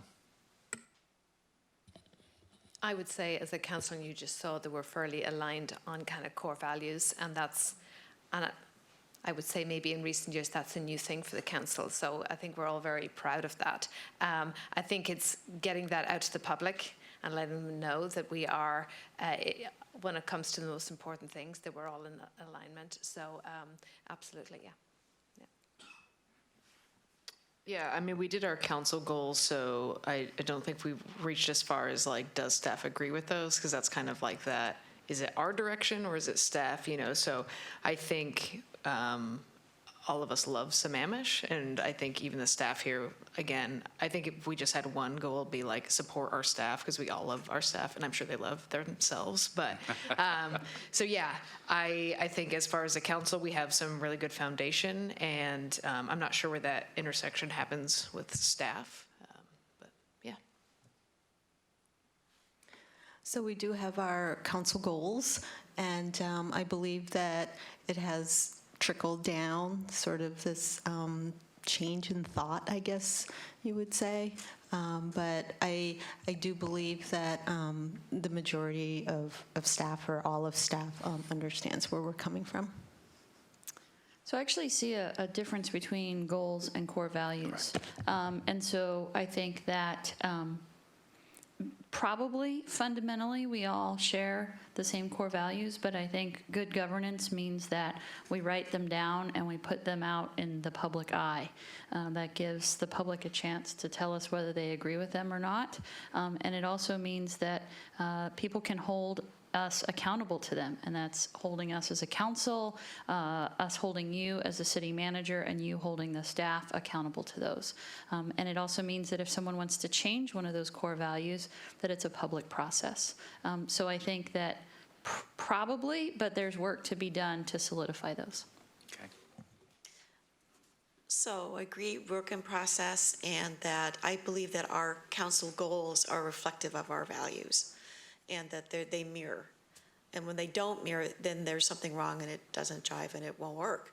So I do think that as we become crisper in our own understanding of what we mean and use these intents as a litmus test and a lens to look through every decision-making process that we go through, we get better and smarter and wiser in our processes. So I just look at it as kind of a bit of a process. Yeah, excellent, thank you. Part of my interview with Deputy Mayor Lamb yesterday was about what we did on social media and our outreach and communication to the public. And one of the things that made that so much fun and generated a lot of interest by the community was that we had a clearly identified brand. And so we continued to build on that brand. So, you know, for us, it was Trailhead City and all those things that came with it, like our mascot. And those things all came back from the fact that we're about the outdoors and environmental protection. And so our messaging then was very easy to build upon that brand. And we tried to be protective of that brand. And so the question I would ask you, because as a resident, I have a perspective, but what is Sammamish's brand? Do you think we have a good, solid brand out there that we are out communicating to the public? Or do you think that's an area we've got to do some work? We were just talking about a mascot earlier, too. I'd say it's evolving. That it's evolving as the population evolves and as Sammamish evolves. So it's a work in process. All right, what's the question exactly?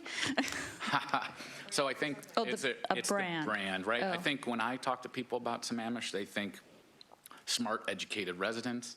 They think expensive homes, and then they think about the wonderful trees that we have here.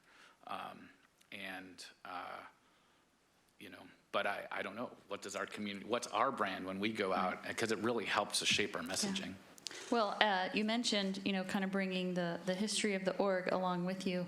I will say that we underwent a branding exercise a few years ago that got quite far and came before council, and then it was killed by the council. Not to say that we shouldn't look at that, but just as an FYI, that may be one of the things that, yes, it's important, but maybe not a top priority at the moment. Because I think we need to tackle the important things and try to get some of the things that we all agree on before we tackle things that might have some prickly pears on them. So. I was going to say that like how we communicate internally should be exactly how we communicate externally and the perception of the public. And our communication should be identical. Like we should be speaking with essentially one voice. And when there isn't that one voice, then there's misalignment. So when we talk about core values, if we all align and our core values are the same, then we're communicating that the same way. And then at some point in the future, people will identify that one thing, and it becomes sort of this persona, and it kind of permeates the entire community. And so that's where you have, like, when people are really proud, you know, to live here, because there's one identifying characteristic that we can all kind of rally behind. So we do only have 38 seconds. I don't know if anyone else wants to add, or if you have anything to add before. Sure. I just want to say thank you for the opportunity to come in and interview with you and get to know you. If I don't get the position, at least I know my elected officials a lot better than I did before we started. I think I could be a highly effective city manager. I'm part of this community. I love this community. I think it's a wonderful place. I like the work that is involved with developing a successful organization, and ultimately hope that you know, when you make your decision, you make the right one and select me. But no, I really just again thank you all for the opportunity, and we'll see where it goes. Thanks so much. Thank you. Yeah. Thank you. Okay, so we are on a break until 2 p.m.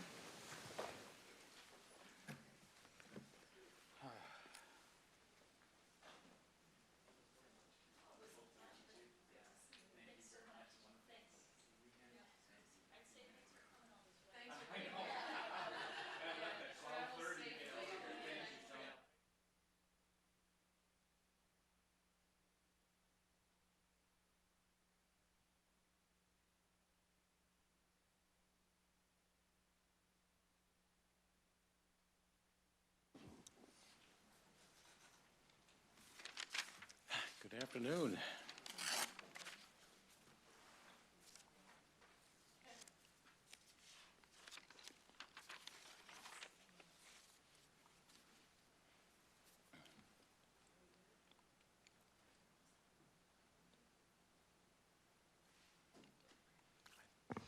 All All right, good afternoon. Good afternoon. Okay, so we will have 10 questions, 50 minutes, about 5 minutes each question, and we'll all kind of rotate through. So first is, please tell us about yourself and why you're interested in being the city manager for Sammamish. Well, Madam Mayor, thank you very much. I wanted to just compliment the mayor and council for a very long day, and I know that I'm the last one before you can start your weekend, so I'll be as brief as possible. Very much interested in the opportunity, and I'm really appreciative of the opportunity to come back again here and speak with all of you collectively as part of the interview process. The individual meetings with you yesterday were wonderful, and I really appreciate the insight and the dialogue. My interest, as I mentioned to several of you in the individual meetings, is when I looked at this opportunity, as it was presented to me, it really had a lot of alignment with respect to the community that I'm in right now in Queen Creek, Arizona. Interestingly enough, my community incorporated about 30 years ago. Your community a little over 20 years ago or thereabouts. My community started out as a contract city. Sammamish is very much a contract city these days. There's a lot of similarities with the socio-demographic, socioeconomic profiles as well. Although probably not near the ratio of microelectronic or tech workers in my community versus yours, in the Phoenix region, Queen Creek's got the highest ratio of tech workers with employment at Intel, Microchip, and others. Northrop Grumman is another major employer in the East Valley. So there's just a lot of different and interesting issues there. And probably the one that was most interesting to me was the level of contract services and how you approach that, which was very similar to what Queen Creek did initially.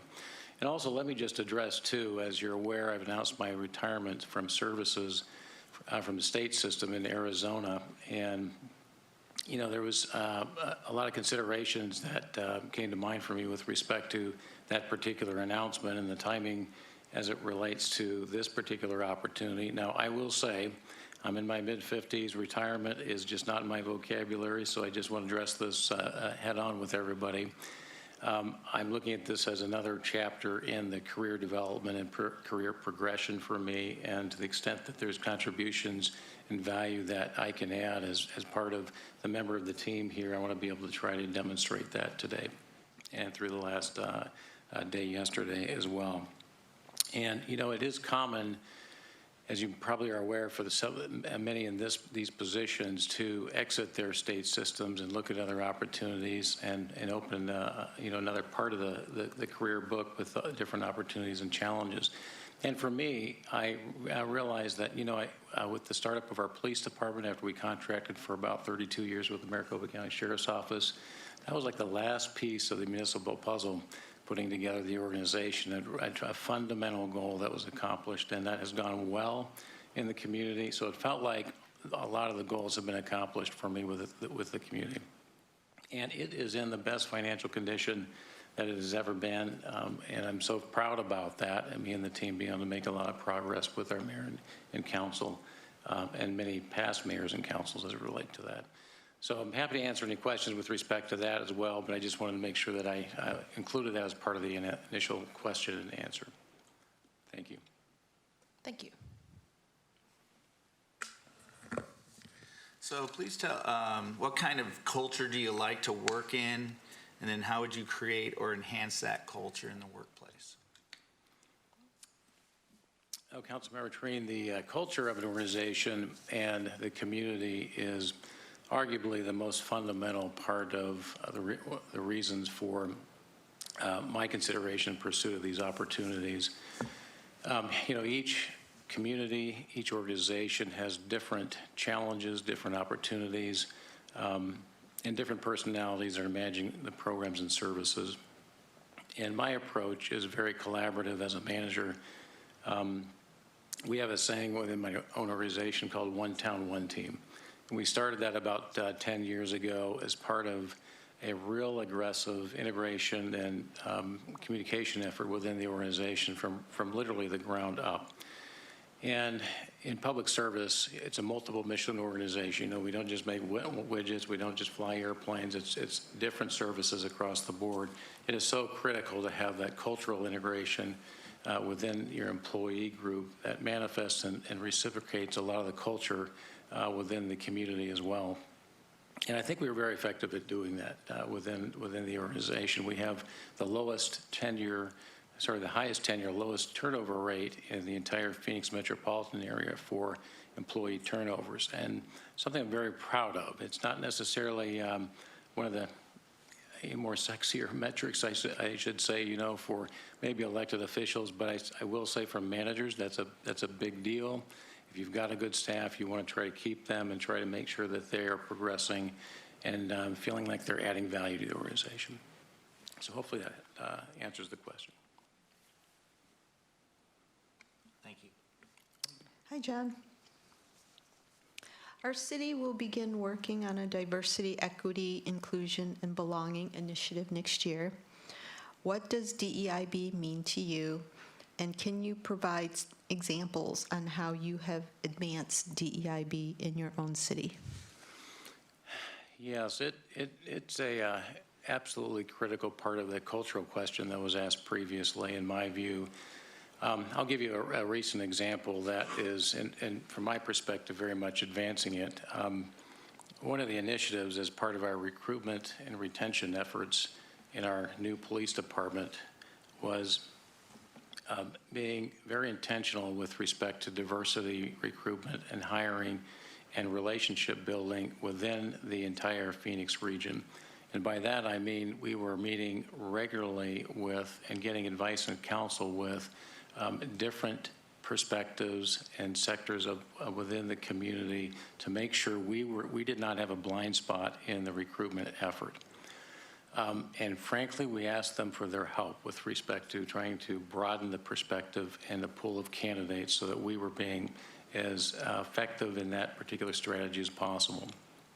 Nationally, what we ended up doing as part of the strategy was joining the 30 by 30 Women in Policing initiative. And I'm happy to say we put together a 5-year plan. We thought it would take that long to try to reach those particular goals. And the goal with that program is try to get 30% of your patrol, 30% of your workforce and policing being women by the year 2030. And we were able to achieve that right away after the initial recruitment of the initial 71 sworn officers. We did not expect that. That was just a tremendous effort, and I think it's something we're very, very proud of. In fact, we received an award, honorable mention, from a national organization just about 2 months ago out of New York for being one of the sort of trailblazing departments in that particular effort. Organization-wide, we also, not only just with that particular example, for all of our recruitment efforts, we go through and do a training of our panels in a non-biased, unbiased training effort to ensure we're meeting those different qualities, different requirements certainly, and broadly some of the inclusion and diversity goals that are necessary as part of that particular strategy for recruiting a diverse workforce. And that's been a real fundamental part of our overall culture, and it starts right away with that recruitment effort. So a lot of communities, certainly this one, has adopted a policy with respect to that, for a community-wide policy. My organization, my council, has not done that yet. But we've taken the initiative internally with the organization so that many of the strategies that are in a traditional or even some of the more progressive DIEB policies are already underway within the authority that I have. I hope that helps answer the question, but if there's any follow-up, I'd be happy to try to answer that. No, I'm good. Thank you. Great. Thanks, John. What is your 90-day plan, and what does success at 90 days look like? Oh, thank you, Councilmember Stewart. The 90-day plan is really a fairly intensive outreach and relationship building effort with many of the community stakeholders, as well as, importantly, this organization itself. So it is, frankly, a lot of meetings. Introductions of the manager, me, of course, if I'm in the role, and trying to not only introduce myself, but understand those different stakeholders that are interfacing with the organization, their perspective on how the organization is performing. Are there any gaps that we need to work on to close as part of that 90-day plan? At the end of the 90-day plan, my hope is not to just create an activity list. It's intentional with goals and perhaps even objectives that might end up being landed into the department's work programs, so that we have some outcome-driven approaches to what I've learned through that 90-day process through the series of meetings. But it doesn't just stop there. The relationship building is ongoing and recurring, certainly not only just with the mayor and council, which, by the way, the initial meetings start with the mayor and council. I mean, we got to be candid about that. And from there, we really, my approach is really to go and get out in the community, get out within this organization, and meet as much as possible with those stakeholders. Welcome.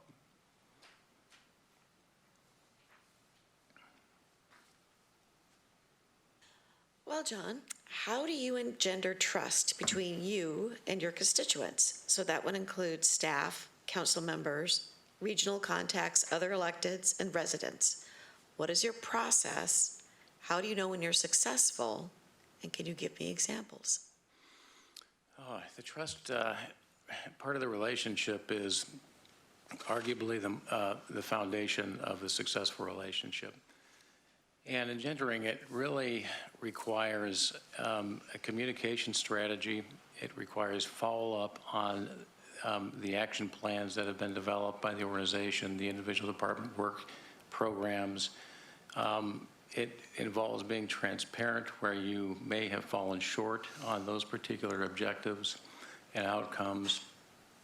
And it involves a lot of relationship building in of itself to be able to build trust over the necessary period of time. It doesn't happen automatically, and I certainly wouldn't expect that, certainly coming from the outside and maybe even, and certainly from out of state. There's, people don't know me, so there's a relationship building process that hopefully leads to, trust, hopefully quicker than later, but there's a real effort and strategy that's very intentional with respect to that.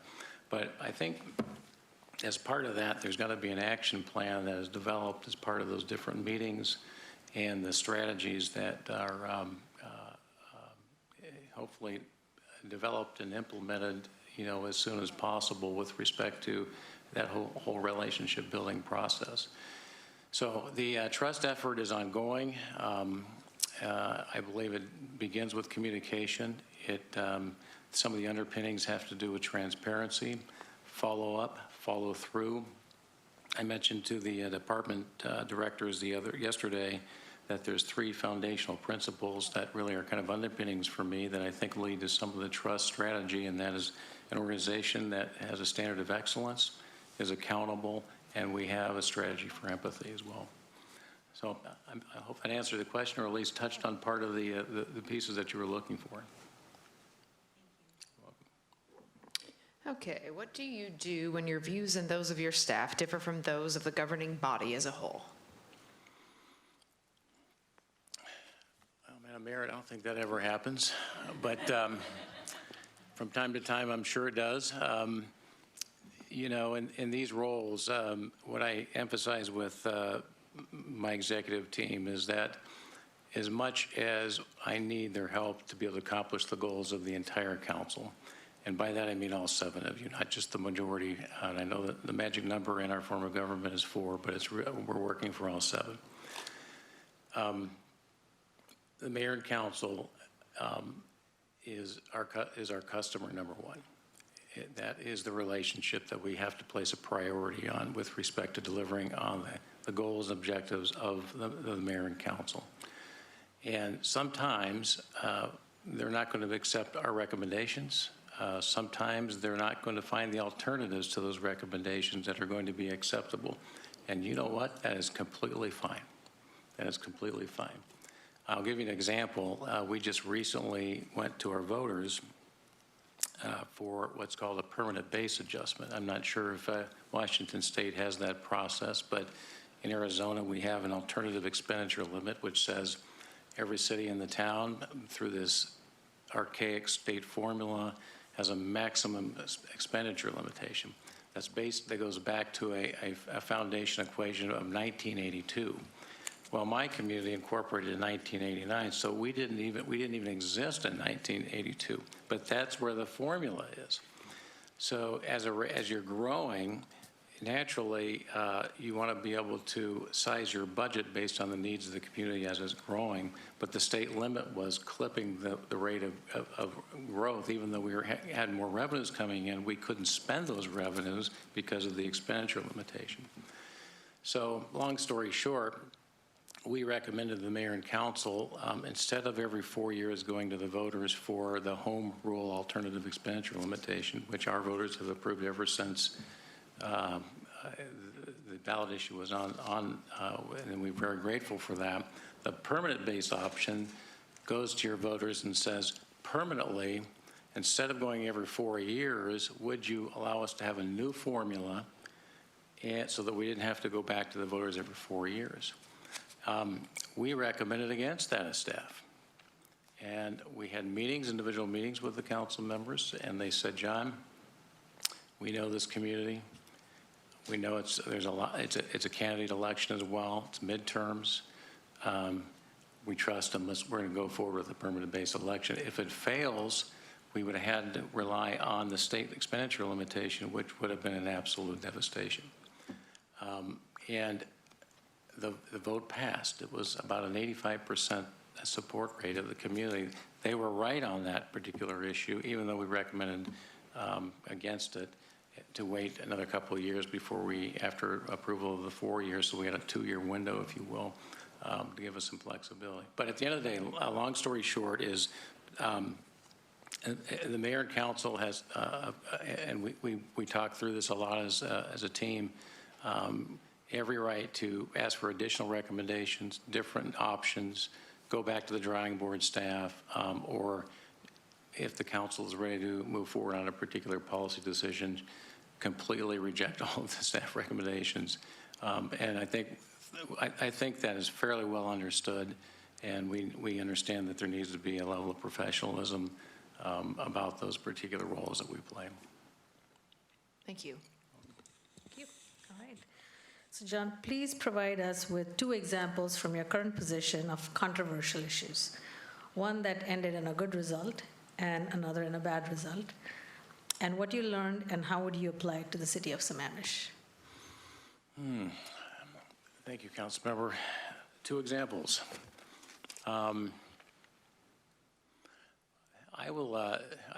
This is a sort of a evolving example, but it did come to conclusion. But when I say evolving, there's some additional policy development on this that I think applies to Sammamish, at least as I understand the controversy here, and that is the issue of multifamily housing. My community struggles with considering applications for more multifamily workforce housing, mixed income housing. It's desperately needed in the community. We have a general plan, which is your comp plan, the equivalent, that identifies the town center area, about 400 acres, 450 acres, as our mixed-use area. There's about 100 acres that's identified for multifamily housing, which could be 3 to maybe 4-story stacked, well-designed multifamily housing. The community is extremely resistant to that. However, there's also, within the general plan, a neighborhood land use classification that allows for multifamily housing in the neighborhood classification. We amended the plan back in 2018 to allow some flexibility in the neighborhood classification where there could be up to 20 dwelling units per acre.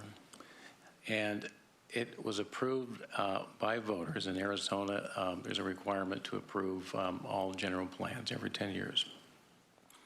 And now, as cases are coming forward and developers are starting to submit applications and have been submitting applications for multifamily housing in those neighborhood classifications, it's near or right adjacent to existing neighborhoods that don't want multifamily housing, even though the plan would allow multifamily housing.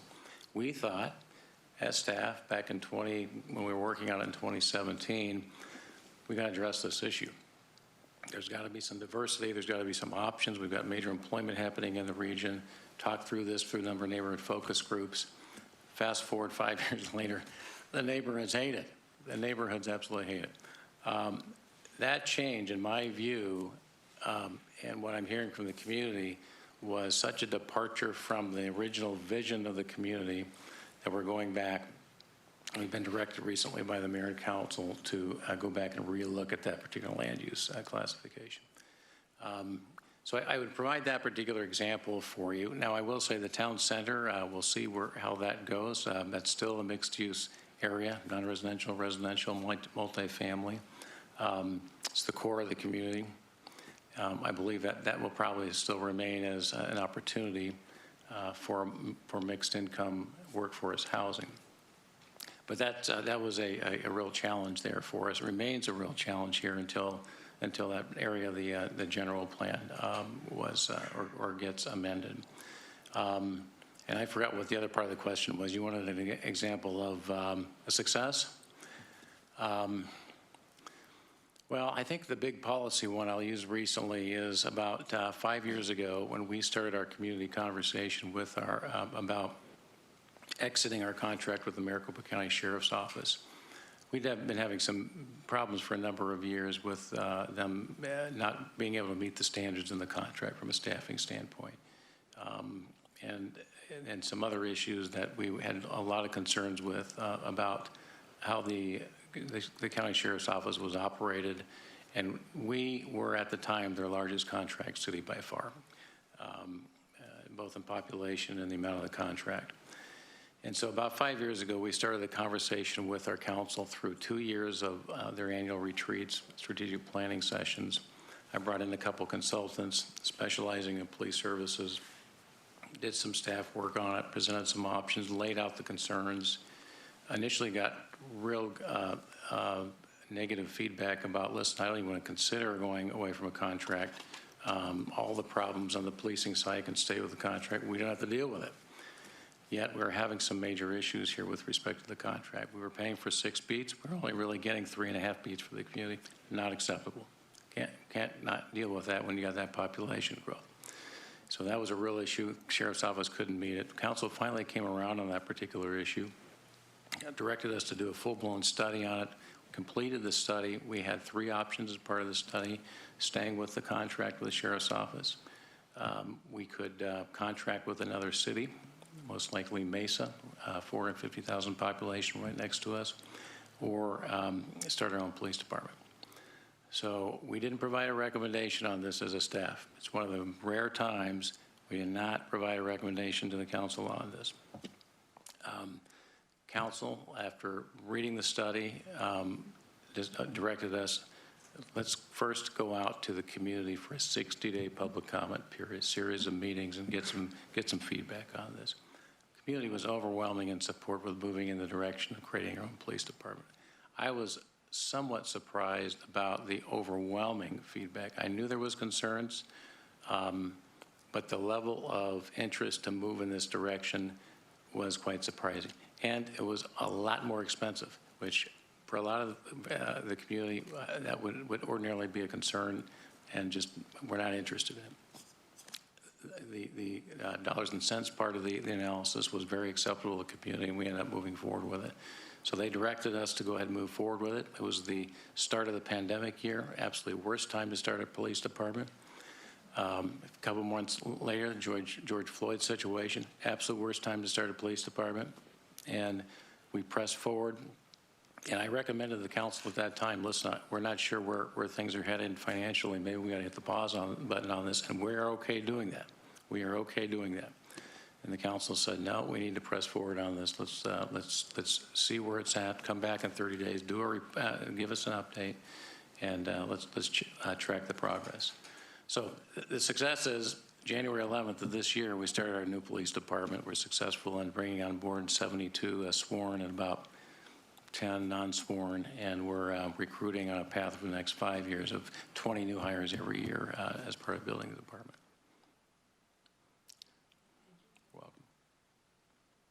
Hi, The city is planning to draw down reserves and use one-time funding, for example, ARPA funds, to help balance upcoming 23-24 budget. What is your approach to balancing budgets and ensuring fiscal sustainability? Yeah, there's a legal mandate to balance the budget for sure.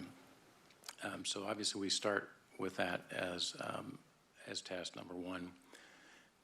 It is really a process that starts with an initial outreach and a budget update and a forecasting of our revenues and expenditures with the mayor and council at the annual strategic planning session or retreat, depending on what you call it. From there, we use a process where we identify issues like that as one of the policy issues that we've got to figure out how to tackle, and as quickly as possible as part of the upcoming budget process. So from there, the approach would be to be able to do some long-range financial forecasts. There may be capable staff in-house to be able to do that. There may not be, or there may be an interest to bring on board a different perspective through a consulting relationship to sort of add a different perspective on the revenue forecasting, as well as the expense forecasting. But those forecasts, that long-range financial plan, which I'm defining long-range based on the experience that I have and what we use, is 5 years. Now, I know you do a 2-year biannual process, so it might be 6 years because you have a three approval process of a 2-year budget. Whatever it is, that's the period of time to be able to work through the revenue forecast, expenditure analysis, and determine what that looks like and see where those lines are going to be crossing and identifying that's the goal we've got to get to and make sure we're not upside down, but everybody's got to agree on where we're at that particular point in time. There's also a strategy I used several years ago as part of when we were going through the Great Recession, and that's a needs analysis. And as I've looked at this Sammamish situation, that might be a recommended approach in evaluating the budget gaps and the shortfalls. The best as possible, you never want to use one-time money for recurring expenses. General rule of thumb, don't do it. But sometimes that is absolutely critical for some of these critical services to close the gap. And you try to fix it the following fiscal year or the year after that as best you possibly can. But the needs analysis will identify what are we required as a city to legally provide by way of services. And you determine the cost of those particular legal mandates. That could be ordinances you've adopted as a council, certainly what the state requires, or whatever intervention the federal government might have. So that's one category, one cost. Then you evaluate what you would like to provide by way of programs and services, and you assign a cost for all those. And then you have a third column on what are you providing as an organization, and that's of course what your adopted budget is. And that overlays with the mandates, and you can determine, listen, without any new revenue growth, there may be a serious need to look at right-sizing the organization to bring future expenditures in line with revenues based on the forecast or what's in reality happening right now. And that requires not just a conversation at some point with the mayor and council, but obviously some of your community stakeholders as well, because there's different expectations about the use of these limited public resources, and you never want to make assumptions on what the most important is out there within the community. But I think that's a process. We had some success of that during those very, very challenging times years ago. Still do a little bit of that now, again, tied to the long-range financial plan and developing options through that process. All right, next is if you have any questions for us. Oh, thank you for that. I appreciate that. Well, one question I wanted to ask, and maybe it's more of a comment or an observation, is certainly one of the challenges that Sammamish has is certainly this position here and the stability of the position over the last several years. Now, I've had some excellent, wonderful conversations with all of you about that. And in all candor, it's an issue that remains, I think, for anyone that's considering this particular position. the feedback you've provided in the one-on-one meetings have been very, very reassuring. And I really appreciate your candor with respect to the interest to have stability in the city management position. But I also just wanted to say, too, for members of the public, it is absolutely critical for them to support you all in your interest to see stability in that particular position. Because if you're going to meet the goals that you will try to meet from a budgetary standpoint, other important policy goals, you're going to have resources behind it. You're only going to get there with some degree of stability at this level and in your executive team also. And that stability should be for a few years at the very least. And right now, I know there's a lot of uncertainty there. So maybe not so much a comment, Madam Mayor, but just an observation there. But I do appreciate the opportunity to have some individual dialogue with you with respect with all of you on that particular question. And I think the last question for me is really one on timeline, what your expectations is for filling the position, what you're thinking about that timeline, and any feedback on that might be helpful to understand too. Thank you. Yeah, I can probably take that, or consultant. As we discovered last night, we had a kerfluffle in not including the union. I can take the heat for that because I did approve this agenda moving forward for these last 2 days. So that's why we have added the Monday mandatory union e-board meetings. That's super important to us, and I think as a council and as all the candidates, I think we did an audible. I think for anyone, you all and us would say, no, that is most important, to have that feedback as well. So it's great to get the director's feedback. It's great for public, but 2/3 of our workforce being represented, that's also super crucial. Right. So I think our hope is as fast as possible. I think and hope it will be Tuesday evening's meeting, that we would be able to at least kind of come to a consensus. I know there will be our consultant probably reaching back out to everyone, making sure everyone is still interested by that point before we try to move forward with negotiations. Thank you, Mayor. Appreciate that. Is there any additional information you might need from me that's helpful as part of your review or decision-making process?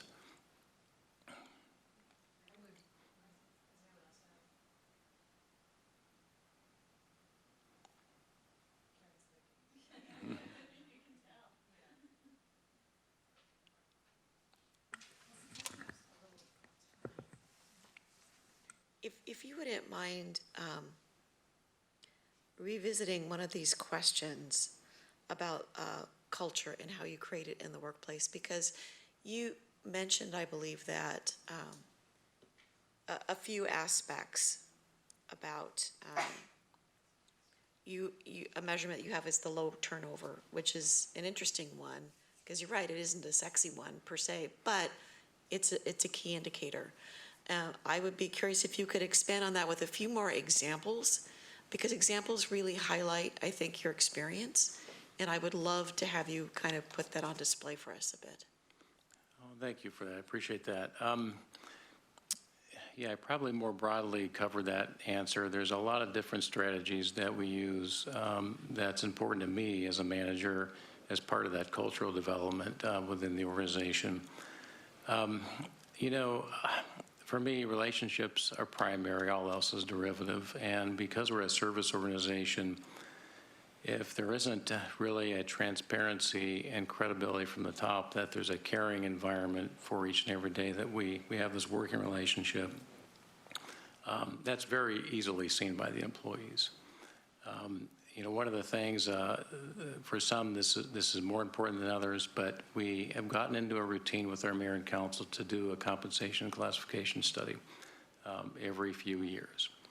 So we just went through this process, took a few months, but we were able to get it done in time for the current fiscal year's budget with a number of recommendations. And as you probably can imagine, there with the competition for a workforce these days, there's been some pretty significant movement on the compensation side. That was not surprising to me.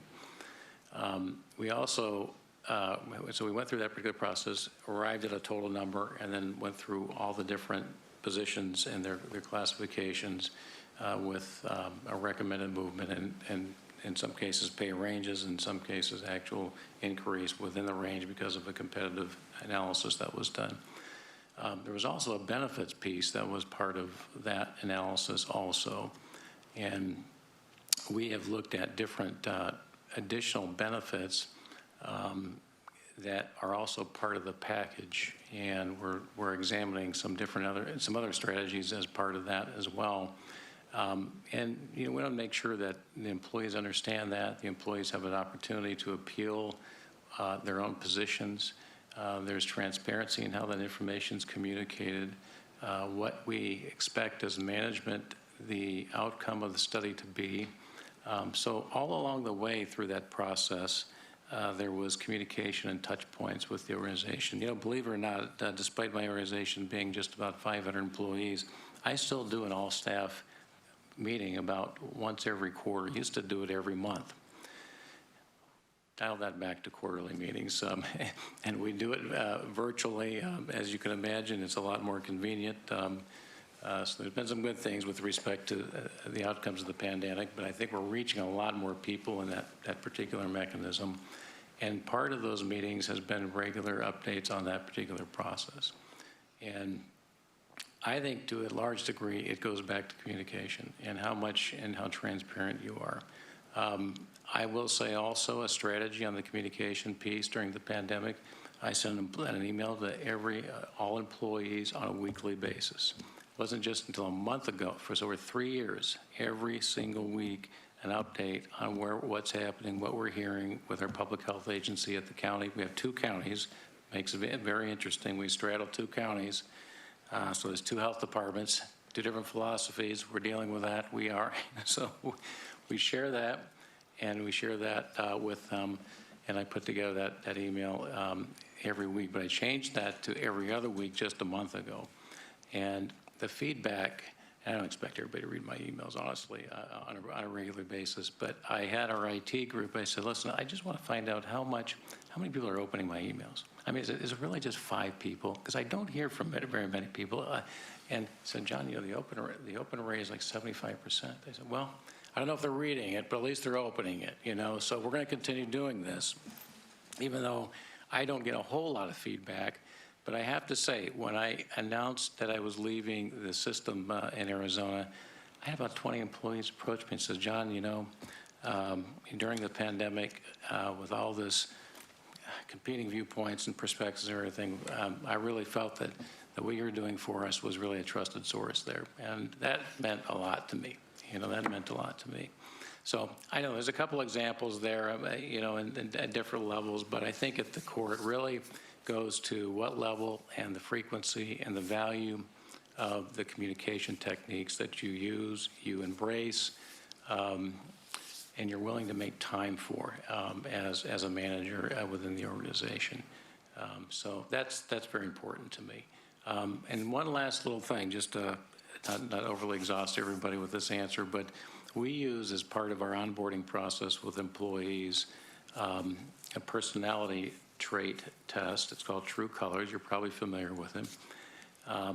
And it's only used as a communication tool so that employees know what color they are, what their coworkers' colors are, and they know how to work within that framework if they want. It's not mandatory. We do some training periodically on that, but just another tool and technique, because so much of what we do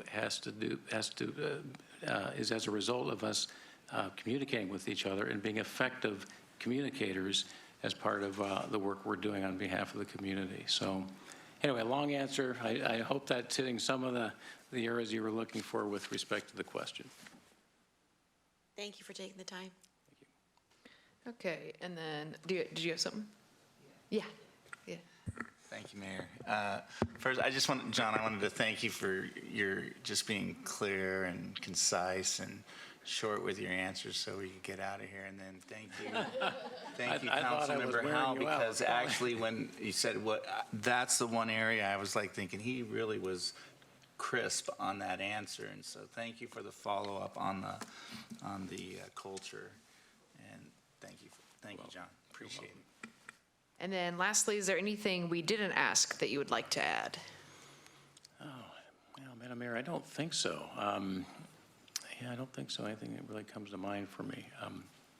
Obviously, after we're done here, if there's questions through Andrew, if that would be helpful, by all means, I'm happy to follow up as needed if something comes to mind afterwards. But I don't think so. Thank you. Great, yeah, thank you so much. Well, thank you. Okay, council, I do say props for finishing up 10 minutes early. so just, did you have something? Oh, okay. Just a couple of things. So the meeting is going to be posted. It's recorded and posted, and definitely for the public to submit public comment to the city clerk by 5 p.m. Tuesday, November 1st, cityclerk@sammamish.us. Also on Tuesday, we will have a public comment before our executive session to discuss the qualifications as well. So if for some reason you don't get a chance to do it via email, or if you want to make public comment about this process and candidates, please do so. So next, we're going to start with a 30-minute executive session to evaluate the qualifications of an applicant for public employment pursuant to RCW 42.30.1101G, and we do not anticipate action afterwards. So thank you. Thank you, And John. Break first? Yeah, so then let's come back at 3:10. Well, 3:10. Are we going to have a 5-minute break or no? Yeah, 15? 3:15, we will be back. Yes, thank you.